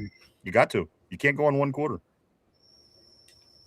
Phil says B for bullshit. Let's go D minus. That first half's doing a lot of carrying of the grade. I think that once they realized what we were going to do, as we tend to change as the game goes on, they started to see what we were doing. They clamped down, they imposed their will, and they kicked our ass. We weren't able to do anything once they started playing Houston Texan football. I don't think the coaching staff A to Z had a game plan in place that was going to be able to stay on the same field with the team that, again, has a mediocre offense at best, but a really good defense. I got to give the coaching staff an F. They have to get an F. It's another failure. Nothing was accomplished or got better. And again, I said they failed last year. So being fair, I have to say it's an F. It has to be. It has to be. But anyway, I respect. That's just my take. So finally, Mike, overall, what do you give this football game? If you're a fan, Steeler fan, not a Steeler fan, a fair weather fan, an old lady, whatever, a cat looking at the TV, what do you give this game overall, the Steelers' performance, Mike, in this very last grade of the season? There's not going to be another grade. This is it, Mike. Roger saying F on the board. Tyrone is saying F on the board. The power of Cope compels you is what Mark Malone is saying. Mike, overall, what do you give the Steelers for their game last night? D minus. Ooh. And still because of the early success, I'm assuming? Yeah. You got to take it in the whole totality of it. That first half, the defense was, the first 3.5 quarters, that defense was playing lights out. They gave the offense a bunch of chances. So that's doing a lot of that's doing the heavy lifting of the grade. My honest opinion is you can't give the ball away 3 or 4 times and still lose by 4 scores. That's my opinion. In that kind of game, no matter what happens, I think it's an F, guys. You get all those turnovers and you still lose by 4 scores. There's not a lot of silver lining you could take from that, in my opinion. Again, just my opinion. Let me say this, guys. It's time. We're going to give the last game ball away, guys. Last game ball for the season. Mike, we got to do it. We just can't not do it. I mean, this is something that we do on the show. Mike, I need your game ball for that game last night. There's something in there. If you pick through enough and really get in there, I'm sure you could find something. Mike, give me a game ball for last night. I'm going to YA Black. YA Black. Hey, that's a good game ball. He had a big play. I think it should have been an interception. You know what? But I was a little buzzed. I was a little bit rocked at that point. And then we got home midway through the first quarter. We seen it all, but again, with all everything that went on, maybe it wasn't. But from what I seen, it looked like it might have been a pick. But there was a fumble recovery by YA Black. Mike, this is where your game ball is going. YA Black, correct? All right. Yes, YA Black. On the board, I'm seeing JPJ. Roger saying JPJ Jr. Steel Loyal is saying Pastor Mike. Pastor Mike gets the game ball. JPJ. Let me see. Hey, what's up, Troy? I do want to say what's up to Troy Klingsmith. Always great to see you on the terrible board, my man. Let me go right here. Game ball. I'm looking for game ball. Nobody should get a game ball. Also, JPJ, Sly Smooth. Thielen is what the Yinzer Joe is saying. Zach Stone, I'm glad to see you back on the terrible board. JPJ game ball. Anybody else is an effing joke, he says. Jamal, JPJ is as strong as anybody, guys. You know what, JPJ, I'm not going to give it to JPJ, but I'm going to say this. JPJ would have been my game ball, but my game ball goes to you.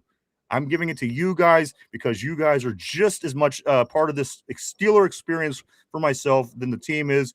I give my game ball to you. You really kicked ass this year, guys, on the terrible board here on the show, hanging out, everything that came with it. I know it's not anybody that wore the uniform. And maybe if it would have turned out differently, I would have given it to somebody else. Last game of the year, guys, I give the game ball to you, the whole entire terrible board, everybody listening at home, in the car, at the gym, with your buds, your pods, your phones, whatever the case may be. You guys get the big game ball for the season. I just refuse. I refuse to give it to anybody that wore that uniform last night. But if I was to, I think it would either be JPJ for just blanketing Nico Collins until he got hurt, of course, and doing a great job back there on coverage. But JPJ, and I like, again, I love the consistent play and the consistent hits of Benny Sko. But again, my number one, if I were to pick a player, would be JPJ. Number two, Benny Sko. But guys, I'm taking it to the next level. You guys, a terrible board all year long for everything that you do, all the participation. You guys really, really a huge part of what it is we do here, guys. And I always say that, and I always mean it. You are the lifeblood of the show. We appreciate each and every one of you. We truly, honestly do. Yeah, and even you, Phil. everybody, even if you're brand new as of 30 seconds ago, all the way to P, one of the OGs, all the way in Japan. Everybody, you guys get that game ball, and you deserved it. Believe me, you did a lot better than the Steelers did this year. So congratulations. Pat yourself on the back, guys. That is just what it's going to be. And that's how we are going to close this season out with the grades. Game ball, you guys. Again, I do want to say congratulations to Cody. He did grab my balls. That's right. He did win the Grab My Balls playoff giveaway. We had an autographed football here on display for about a week, and the competition was for this football that had Cam Hayward's autograph on it, Antonio Brown, Charlie Batch, David DeCastro, Cortez Allen, Derek May, and Ross Vitrone. About a 10-year-old football from my personal collection. We gave it away yesterday in a competition. Cody wins this one fair and square. We do want to congratulate Cody on winning that. He will always have my ball in his house, Mike. He'll be able to touch it, throw it around, whatever he wants to do with it for the rest of his life. Cody did win my balls, guys. There it is. Congratulations to him. I do also want to say this. I do want to say, and we're not done. Listen, we still have a few more things to do. But there's so much on my mind today. I want to say thank you to the guys at Duquesne Pilsner, especially Bill Clevenger. Super awesome. We had a fantastic time down at the tailgate last night, guys. I like that, Phil. I truly do. I think that could be a lot of fun. But I do want to say a huge thank you to them guys at Duquesne Pilsner. You were freaking awesome. We had a blast. Love your beer. I recommend getting yourself some Duquesne Pilsner, guys. And certainly to watch more football, you're going to need it for the rest of the way without our Steelers in there. But do go check out their social media. They're everywhere. Go check them out. Hit the like, hit the follow. Keep up with them, guys. I'm sure they'll appreciate it. And again, stop by and grab yourself a case or a 12-pack now at Giant Eagle. It is available. And I'm still, listen, there it is. If you want to know what kind of fun I had, you're seeing it now. You're hearing it now. But there it is, guys. Love the guys at Duquesne Pilsner. Also, Pittsburgh PGH Steely was really great. He was very fun. We had a lot of fun with him. I wish I would have met Jay Reckless again. I'm just not sure who he was. He could have been there, and I think that he was. I just don't know who he was. But I do want to say thank you to him as well. All of them guys. It was a blast last night. The fans, the people going into the stadium. And again, everybody, and we're going to give you the video montage here in just a couple minutes to give you our appreciation on how it went down last night when we were at the tailgate. And it was a lot of fun, especially all the girls that were draped over Mike yelling, Vanilla Thunder, Vanilla Thunder. I couldn't believe it. I couldn't get his attention. Here's what happened. We were trying to put together a montage of videos.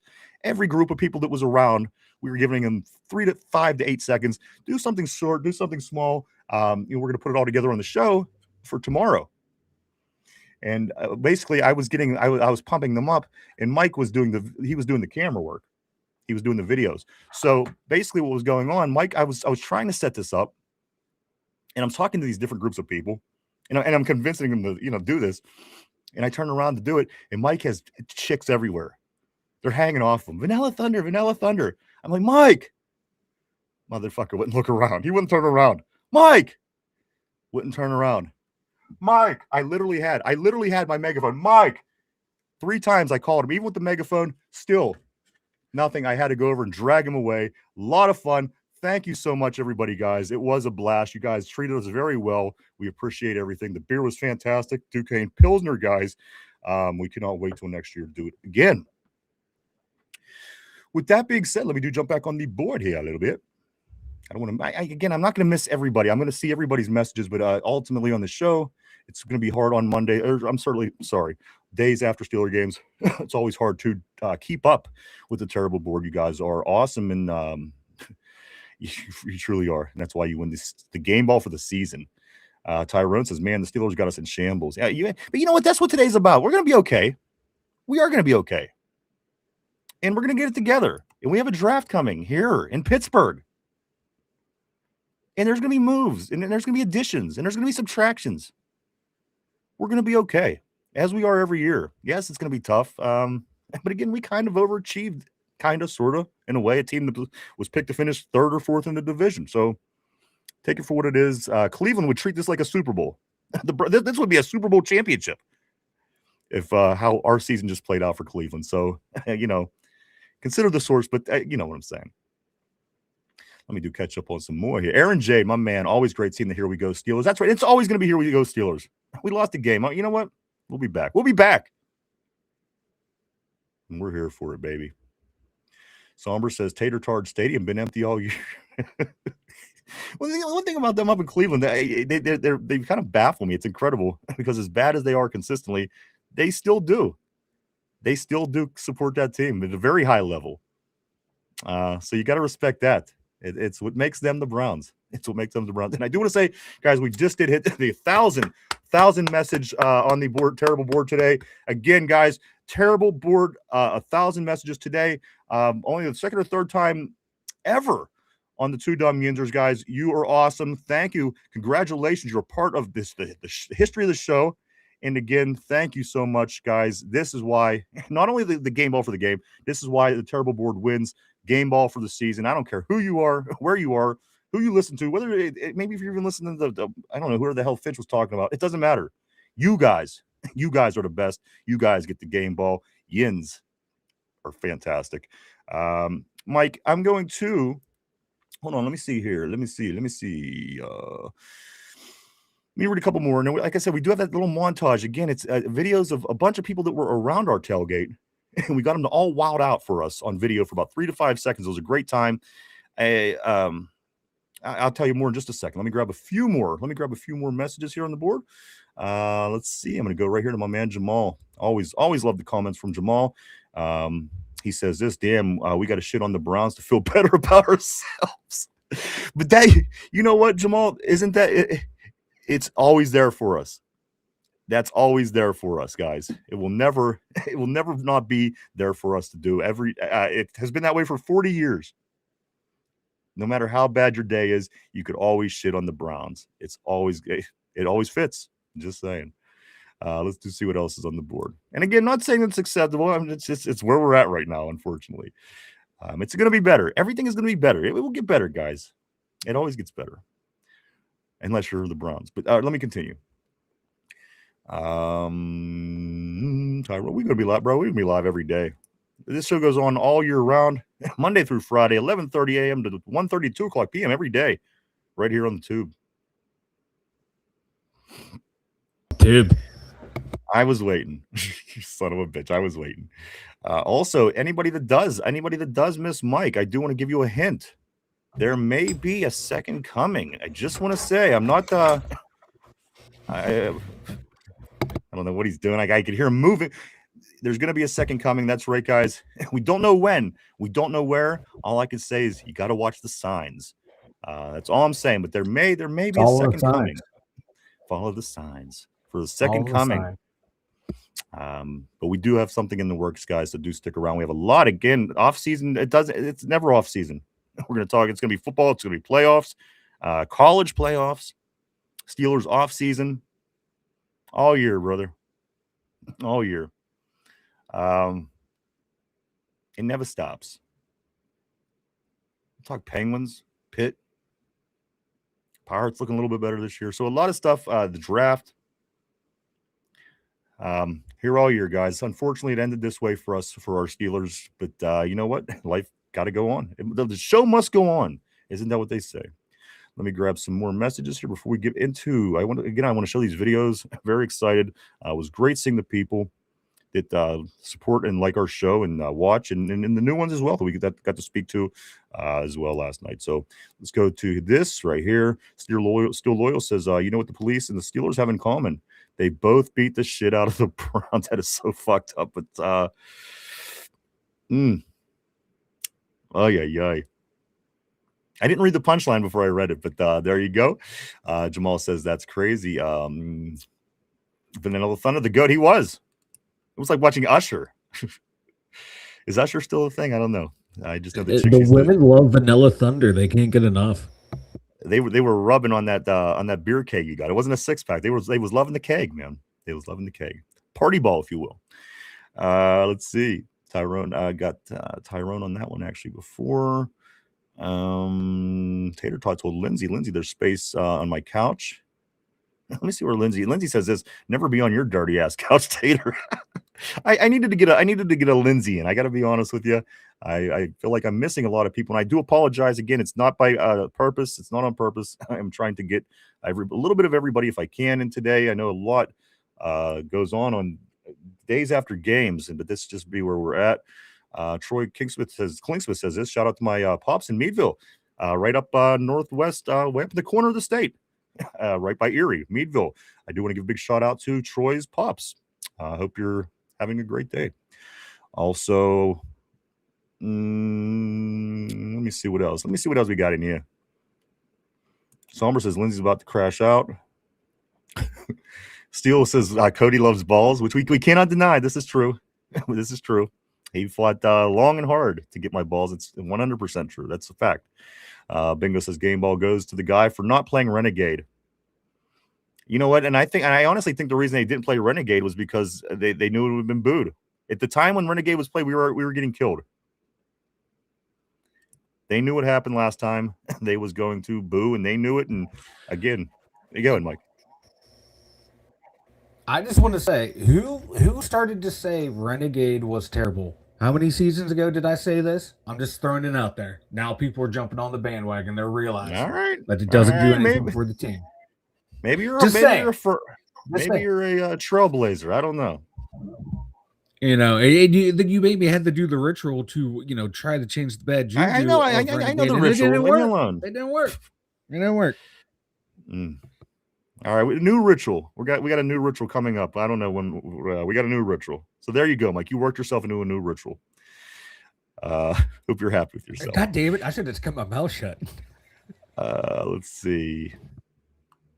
Let me go down here a little bit. Trying to look for names that I might not have gotten anybody. I apologize again. I do want to get to everybody, and I will read every message again. Keep them coming, guys. But Mike, this might be time. Lightning Rod. I do want to say welcome to Lightning Rod. He says this: Steeler fans in Iran are rioting because they want Tomlin fired. Minnesota too. Everybody was Tomlin fired. Good comment. That's a game ball comment right there. I got to give it to you. Zach Stone. No way the Steelers bring back Terrell Austin. Who do you think they bring in? I don't know who they're going to bring in, but they better not bring back Terrell Austin. What do you guys think? Lightning Rod, that's not the worst thing ever. I don't hate this comment by Lightning Rod. What about Baker Mayfield? Baker Mayfield, he's a bit of a gamer. The guy brings it. Very Brett Favre-like. He took the Cleveland Browns to the playoffs and won. What do you guys think about Baker Mayfield? Mike? Oh, he's locked up down in Tampa. Oh, is he? I don't know. Yeah, there's no free agent quarterback. Can't we trade there's no good, Watt away? There's no good free agent on the horizon. You think they'd want Watt, perhaps? Let's give them Watt and somebody else. Maybe they'll give us a quarterback. Anyway, we'll get into that again. I know. Unfortunately, you're right. Steel Loyal says Tater continue barking at the clouds and going 4-13. Willis over Shador. I would take Willis over Shador too. Shador's a bum so far. And in Cleveland, I don't think it's going to get any better. He's going to go elsewhere. I think Shador is going to be fine one day. And I don't think that he's a bum. I think that he's probably pretty good. But again, being stuck in that system can never be good for anybody. And with that damn team.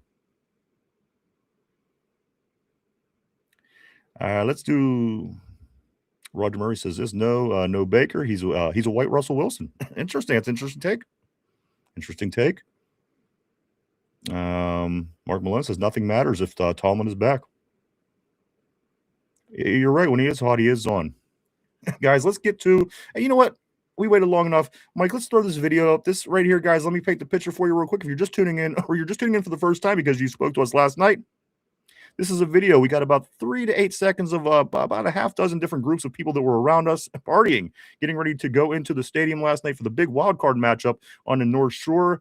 Mike put together a little package for you. This is a little something we put together for you guys last night. And go ahead, Mike. Let it rip.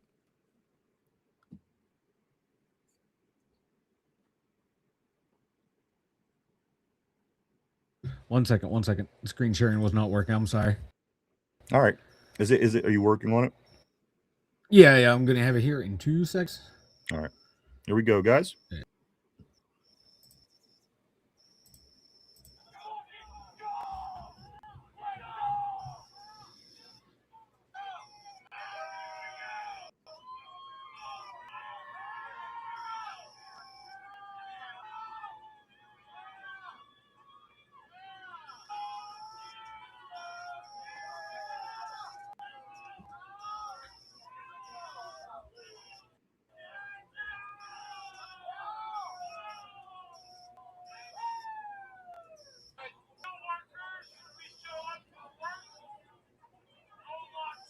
That's PGS Steely.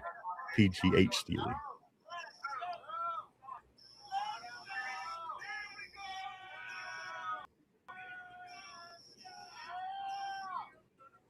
Who was that sexy white bearded guy off to the left? And right in the center, that is the owner of Duquesne Pilsner in the tan jacket, guys. There you go. A little bit we put together. Again, I didn't want to take the whole tailgate, working, but we did. We managed to get this, put it together for you guys to just enjoy a little bit of the tailgating fun last night out in the parking lot. Of course, Gold Lot 2. Can't wait to get back with the guys next year and do it all over again. It was a total great time. Beer was fantastic. The people were fantastic. A nice win would have certainly topped the day off. Unfortunately, it didn't go that way, but I do want to say one more time, thank you to everybody at Duquesne Pilsner. You guys treated us great, and everybody else as well. PGH Steely, everybody, guys were fantastic. We can't wait to do it again. Let me get back on the board here. Tortilla says Cleveland doesn't speak English.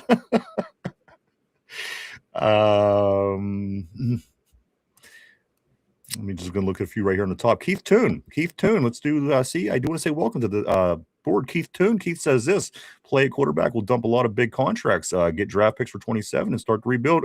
Any way you slice it, rebuild has to be a huge part of this team moving forward. It has to be. It has to be. There's no other acceptable answer besides rebuild. Okay, you got to take a season where it's shit. Guess what? New England had a 4-win season last year. Guess what? They're number 2 in the AFC this year. You have to tear down at some point. What's happening right now is the results. What's happening right now is the results of continuing to do the things the way that we're doing things. It just is. Heads need to roll. Houses need to be cleaned out. I apologize. I wish it wasn't this way, but you know what, guys? I'm sick of it was a decade. That's enough. Let's admit it right now. Let's come to the conclusion. It's been enough. A decade has been enough. Any BS that you throw in there to try to justify it's BS. A decade is enough. I can't wait another season. It's the same exact thing every year. Things need to change. And that's my take, everybody. Let me grab a couple more messages, and we're rounding third on the show. Unfortunately, guys, these day after games, day after game shows certainly go really quick because there's so much to get on off of my chest. And the board the same way. The board, we could have a 10-hour show. I mean, the board could they could go all day. They really can.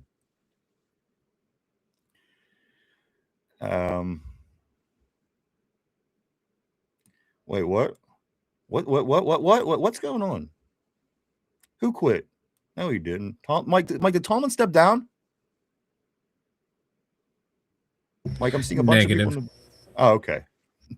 All right. I thought we had something breaking here. Seeing he was fired or he quit. Tomlin stepped down. Tomlin is stepping down from the Steelers. Breaking news. I mean, these are coming from different people. Mike, could you look a little bit more into it? I'm seeing now. Even after you said no, people say yes. Whoa! Whoa! Just updated. Whoa! Jeremy. Yeah, Jeremy Fowler. What? Before I freak out, what? Yeah, Mike Tomlin is stepping down. Mike Tomlin is stepping down. There is a guys, do what I'm doing because it works. I don't know what it is, but it's working. Guys, Mike Tomlin, as of right now, the breaking news, Mike Tomlin is stepping down from the Pittsburgh Steelers. Adam Schefter posted it. Schefter, I'm sorry. You're hearing it first for the first time right here on the Two Dum Yinzers. This is one of the biggest stories, guys. We are saved for the Pittsburgh Steelers in my lifetime. Mike Tomlin stepping down, guys. With that being said, he was our coach for a long time. He got us a lot of wins. I do respect him. I respect the man. I hope the man goes and does wonderful things with his life in the league. I do. I'll be successful. And he will always be a part of this Steeler team, as was Noel, Cowher, and Tomlin. Don't forget it. I do respect them, but I do thank the heavens above that he is stepping down. I think the Steeler team is going to start getting better, guys. That's a good thing. You know what? We still call Coach Cowher. He's still going to be Coach Tomlin. Respect the man. He put in 20 years for you guys. Didn't always live up to what we wanted, but you know what? That's a difficult thing to do as a Steeler coach. Good luck moving forward, Mr. Tomlin, Coach Tomlin. Coach Tomlin, thank you for your service. I appreciate you. I will always be a Steeler, but in my personal opinion, I think this was the right move. Yeah, it was too. Yeah. I think a lot of people excited on the board, I'm seeing. Yeah, so here some things here. He's leaving the organization. The Steelers retain his rights. He was not fired. So if he takes time off, they can, if he wants to go back to coaching, they retain his rights and he could be traded. Okay. That's what I'm reading there too. I'm torn on this because I know people like him, and I'm looking on the board. I know Jamal liked him, and I know people did, and I get that, guys. But that's why I'm trying to be. I wish him all the luck. I truly do, and I appreciate his services here. But, guys, it's time for a change. It is time for a change. Today is the day, guys. January 13th, 2026 is the time the Pittsburgh Steelers make that next step to become relevant again. In my opinion, guys, that's a good thing. You heard it today right here on the show. Mike Tomlin is stepping down. Maybe he could go win a Super Bowl. That would be great. Again, I'm not against that. I'm not against him, the man. I'm against the job that's getting done by this team under his guys. That is all, guys. So again, you heard it here first. Big news. Mike Tomlin stepping down. This is the big news, guys. This is huge news. Huge news. Maybe some of the biggest news in Pittsburgh Steeler recent history for sure. Guys, wow. I don't know if I wasn't. I'm not gonna say I don't know if I was. Yeah. I don't know if I was going to say. I'm not going to say I was. Not. I'm surprised. I'm kind of in awe. Go ahead, Mike. Yeah, I'm surprised too. And still loyal. I think he's the one who broke it in there. I thought he was just trolling because I got on Twitter and nothing was refreshing up to date. Then I finally got stuff up to date and it still wasn't refreshing. Then finally it came through. So I believe it was Still Loyal who shouted it out first in the group chat. We appreciate on the terrible board. So good call on you, sir. That was that was well done there. And you know what? He was the first. A lot of people got in. We appreciate you guys. Thank you for your heads up. Yeah. He's the first one that I noticed. So my bad if someone else got in before. But yeah, everyone getting on there. Good job. Now this offseason is going to be who are we going to get? It's going to be. I love it. Is it going to be? I love it. How robust is this search going to be? Who's going to be leading the search? Hey, maybe it'll be. Maybe they're like, well, hey, you know what? Arthur Smith's trying to leave. Let's throw him in a head coach. They better not put him in a head coach. That would be the ultimate. That would be the ultimate Art Rooney III. I would lead right whatever art he is to hire Arthur Smith because he's here and he works cheap. Yeah, Arthur Smith and Terrell Austin. They could be co-head coaches, right? Well, guys, again, big news. Yeah. Sorry, and I was going to say, I'd still keep Omar Khan and Andy Weedle. Let them pick their head coach. Oh, absolutely! Listen, I would keep them guys around too, for now, and continue to see how it goes. If they continue to fail, they got to go to. It's just the way, guys. Let me ask you this: say you're doing something, and you bring somebody in to help, and they just don't get the job done. Okay, it happens. We're human. But it just continues to not get done. Do you keep the person around to suck? Do you continue to pay the guy millions and millions and millions of dollars to suck? That's not right. It's not right. If you suck, you got to go, man. It's not anything that's out of the ordinary. It's very sports, it's every sport, every day, every year. And we're the team that's been farthest behind because we wouldn't do this. So, again, good for the Steelers. I think this is going to move us forward ultimately. Everybody's going to come out, all the Tomlin lovers, say we lose game 1 next year. Oh, if you had called Tomlin, listen, you got to give this guy time now. We gave this guy 20 years.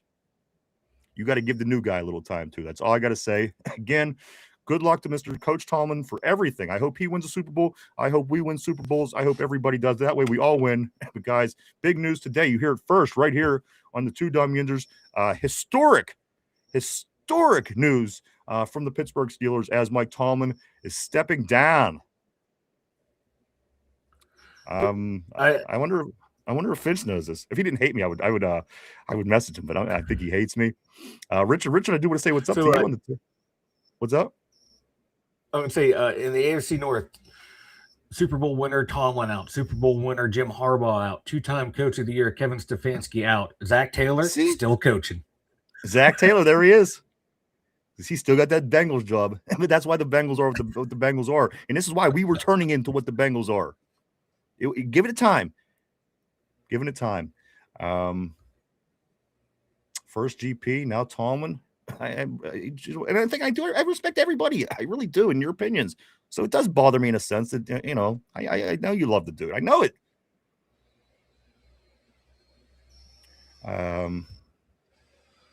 Now we just got to get rid of Cam Hayward and TJ Watt. You know what? I put them on the next train out. I am not against that either. It's time to get listen, these guys are the people that are living off their reputation at this point in their career. Am I wrong? Mike Tomlin had this reputation. You can't fire this guy. He's never had a season was under 500. TJ Watt, you can't get rid of this guy. He's the best this. He's the sack that.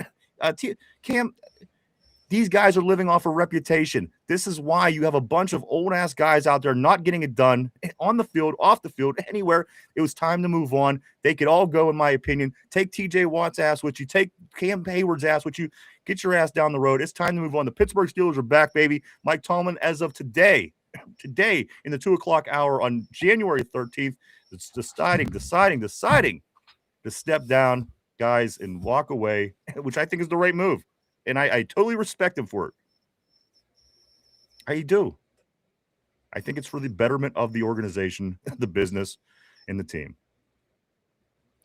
Like, looking at this season in hindsight and the offseason moves that they made that kind of felt out of tune with what they were doing by slowly building through the draft, it now kind of seem like, yes, this was his last hurrah to try and make a run by going out, getting DK, getting Jalen Ramsey, Jonnu Smith, going out, getting let me ask you Aaron this, Mike. Rodgers. Like, this is their last Let's say we win a Super Bowl in the next 3 years. This era. Let's say we win the Super Bowl in the next 3 years from now. We win the Super Bowl, not get a playoff win, not finish 500. Let's say we win a Super Bowl 3 years from now. People are going to be really freaking happy. And it's not guaranteed. It's, I'm just saying, as everyone else just keeps saying with all these Tomlin situations. Aren't we going to be really happy if we could finally do more than anything that we've done over the past 10 years as far as success in the postseason? I would think so. Why is this not a good thing to some people? Again, I respect your opinion for whatever reasons, and I respect those reasons. I'm just saying, in my opinion, I think this was the best possible thing that we could do right now. The Steeler team, I think it should have been done a little earlier. But, guys, here we are. It's a new era. Who will be the 4th Pittsburgh Steeler head coach in the Super Bowl era? We will know sometime this offseason. That's right, guys. All this coming in today during the episode. You heard it right here first. This is some of the biggest Steeler news you're ever going to hear, guys. You heard it here first. We appreciate everybody for being here. Let me see. And you know what makes me laugh? And I keep catching Tater. And I love Tater. Don't get me wrong. I do love that little Tater Tart on the terrible board. But I love when Tater Tart gives you advice, or not advice. He's like, oh, my God, how are you going to be happy that a guy that won you so many games isn't your coach anymore? You just don't get things like this, Tater Tot. You're a Browns fan. You don't understand the bigger picture. You just put a bunch of people on the field and hope for the best, and you lose all the time. How is that anything? So anyway, Tater, again, I respect your opinions, but I think they're a bit off. With that being said, let's do, and you know what? Great for him. Jamal, I hope he becomes the richest coach in the league. I hope somebody pays him more money than anybody's ever gotten paid as a coach. That would make me, I'd be okay. I'd be satisfied with this. It just is not, it wasn't time for him anymore here. It just wasn't. It just wasn't. I got 10 years to back me up on that, guys, and even more actually, but we'll keep it nice with the 10 years. We are the Pittsburgh Steelers. Again, Tyrone is saying, I agree. I do know this. I do know that the Browns are interviewing John Harbaugh and the Baltimore Ravens are interviewing Kevin Stefanski. Oh, man. Boy, that sure changes everything, guys. This is going to be a big week. Do come back. We hope to see you the rest of the week. We are here Monday through Friday, 11:30 a.m. to 1:30, 2 o'clock p.m. every day right here on YouTube. On tube. On the tube. Fire at Rooney. You know what? If it makes this team better and it benefits this team, I'm right there with you. You're not going to hear me stick up for one guy and not the other if they don't deserve it. I'm going to be as honest as I can, and I've been doing that for 5 years on this show, every day in, day out. There's a lot of documentation. Check me out, please. If it takes getting rid of Rooney, if it takes getting it's what you got to do. It's business. It's not only business; it's a multi-billion-dollar business. This isn't just opinions on, in the group of friends that we have. If we have to sacrifice Derby, that's what we have to do. I will sacrifice Derby right now. Mike, why don't you go ahead and tell everybody about the website? The2dumyinzers.com. Check it out. We got all my dumb thoughts over there, all of our social media links. The2dumyinzers.com. Go check it out, everybody. A lot of cool stuff over there. Mike does do a lot of work. He gets his dumb thoughts up over there. Go check those out. Also, links for every show ever by us and all the contact information, and even also this sharp logo right here to my left. If you like that, there's plenty of things over there that you could check out with that logo on it. Go check it out, guys. www.the2dumyinzers.com. That's www.the2dumyinzers.com. Miss Sparks, I do want to say what's up. Well, Sparks 187. He says this. Let's go Greyhounds. Smell you later, Tomlin. Sparks is ready for him to go. Again, big news. Big surprise. Whether you thought it should have happened sooner, whether you're happy with the way that it went, or you don't think that it should have happened. The show, Mike Tomlin says, huge surprise today on the Pittsburgh Steelers the day after they lose another playoff game by an abundant amount of points. Again, 30-6. And that team had not a good offense, a mediocre offense at best, guys. But a lot more to even be said. We'll get into everything this week, guys. It is only Tuesday. So much more to go, so much more to talk about. But right now, Mike, I think we are going to get into the trivia question of the day, which I don't even have. I didn't even prepare a trivia question for the day. Let me look something up for you guys. I don't know, Mike. Do you have anything? No, I don't have any trivia questions. Give me a random Steeler. All right, let me think of a random Steeler trivia question. All right, here we go. All right, this one's easy. Let's make it easy. It's the last day. Who was the MVP of the 2 Super Bowls that we lost? We lost to the Packers and we lost to the Cowboys. Who were the MVPs of those 2 games? Trivia question of the day. Think it over, guys. We're live 5 days a week right here, Monday through Friday, 11:30 a.m. to 1:30, 2 o'clock p.m. every day right here on the tube. Guys, question of the day. Who were the MVPs of both Super Bowls that the Steelers lost? We're talking about Steelers losses today. That's the theme. We lost the game. We lost the coach. Why make it any different for the question of the day, guys? Let's see. What do you guys think? Throw your thoughts up on the board. Who were the MVPs of the Super Bowls that we lost? Mike, what's your thought process? You might know. What are you thinking? Well, I'm going to go with, let's start back in the, Neil O'Donnell made this guy a lot of money. there. Was it Larry Brown? All right, Larry And Brown. then That's your Aaron Rodgers in the results. Aaron Rodgers and Larry Brown. And Phil is still saying the same thing on the board. Mike, Rodgers, Murray saying in that cornerback, Rodgers saying, guys, question of the day. Since it's a day of loss, we lost the playoff game, we lost a head coach. We're going to keep it consistent, guys. Who were the two MVPs of the Steeler losses?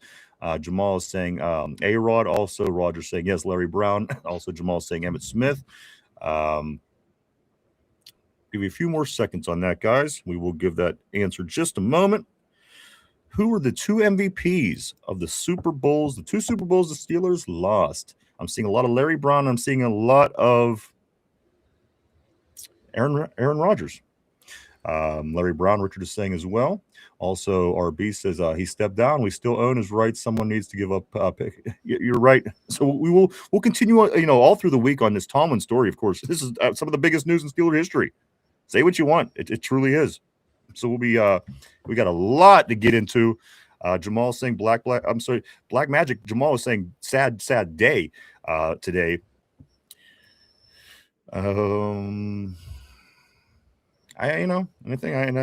respect that too. So, all right, guys. Question of the day. Who were the two MVPs in both of the Steelers Super Bowl losses? And that's what I'm saying. And I do feel you, Jamal. I do. The correct answer, guys. Everybody seems to be saying Larry Brown and Aaron Rodgers, and the correct answer, of course, would be Larry Brown and Aaron Rodgers. That is correct, guys. Great job, everybody. Everybody on the board. Feel the Steel says Vanilla plays the Doors. This is the end. You know what? That is one of my favorite songs. You know what? There's a couple Doors songs that I absolutely love. I have a very wide range of music. I truly do. It's almost scary, but this is the end, which certainly would fit here, is what Phil is saying. But it's nice to see you back, Phil. I'm glad to see you back on the terrible board. That is the answer, guys. That was the correct answer. It was Aaron Rodgers, and it was, in fact, Larry Brown. A few things before we do get ready to start to wrap it up for the day. I do want to say this. Do go check us out on any of our social media. We're on Facebook. We're on X, formerly known as Twitter, Instagram, Threads, and even TikTok, guys. Swing over, hit the follow button, and keep up with the two Dum Yinzers are up to on a day-to-day basis. We do invite everybody to do that. Also, if you haven't yet, do hit that like button down below, guys. Sub, share, even comment if you will. It all helps us out in the algorithm. We appreciate it all. Thank you so much. Like anything before we do get ready to wrap. I mean, there's a lot to talk about. There truly is. This show could go on for hours. I mean, of course, the big game we just lost last night out of the playoffs again. Mike Tomlin, the big news today, going and doing the tailgating with the guys. So many things that we could continue, and we could continue, and we could continue. Mike, anything before we do get ready to wrap the show up, as it becomes that time, unfortunately.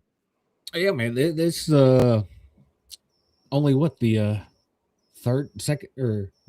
second time in my life, third time in my life, we're going to have a coaching search for the Pittsburgh Steelers. And both times have been unknown, more or less unknown defensive coordinators. You're right. Are they going to keep that trend? Going with an unknown D coordinator? Going to go with a hot offensive coordinator? So the thing is, though, like we hear some of these hot names and you watch them flame out. So you got to be careful for that hot name. It might be best to go with someone who's a little under the radar. Remember, Artie Smith was that hot coordinator. He was fine. Yeah, you see it all the time. Like some guys are great coordinators. Things like that is what tells you not to listen to the media. Things like that, it tells you exactly why not to listen to the media. Because listen, I'm not saying I know everything. I'm just saying what it was that we said about Artie Smith is how it played out. What they told you. So there you go, guys. Do what you want with that. Tune into the high-profile people, if you will. They're there, but you're gonna get real. You're gonna get honest, and you're gonna get consistent here, at least, guys, for sure. We do want to say thank you to everybody for coming and hanging out and checking us out today. We truly do, honestly, appreciate each and every one of you. We really, really do, guys. We wouldn't do without you. So thank you so much. I want to say thank you, everybody on the board. You guys always keep things interesting here on the show. You are the lifeblood we wouldn't be able to do it without you guys and everybody at home as well, listening, maybe watching, listening in your buds, pods, phones, or you're at the gym, in the car, at the workplace, wherever you may be. Thank you too, guys. We want to thank you for such a great season, for the whole entire Steelers season. You guys hung in there with us, stuck it out, but it never ends. It's always Steelers season here on the Two Dum Yinzers as we go through everything that needs to continue to happen through the football season, guys. As I said, it never truly does end. So thank you so much for everybody for the awesome ride. I want to say thank you to Bill Clevenger and the people at Duquesne Pilsner for taking care of us last night at the tailgate. It was a blast, a total blast. I can't wait to do it again with you guys. And Cody, also congratulations. We will be sending your ball real soon, probably as early as today. Keep your eye open for that. We got your address. Everything is all set up for you. What else? Penguins back at it today. They lose a couple games over the weekend. They will be hosting Tampa Bay tonight at 7:00. Maybe it's time to switch into hockey mode. Not me. I'm still in playoff mode. Unfortunately, it's hard to do when your team gets eliminated, but I'm still there. But the Pens are back at it tonight, guys, as they do again host the Tampa Bay Lightning. We'll be back tomorrow again to do it all over again. We hope to see everybody then. We've got so much to talk about this week. We truly, honestly do.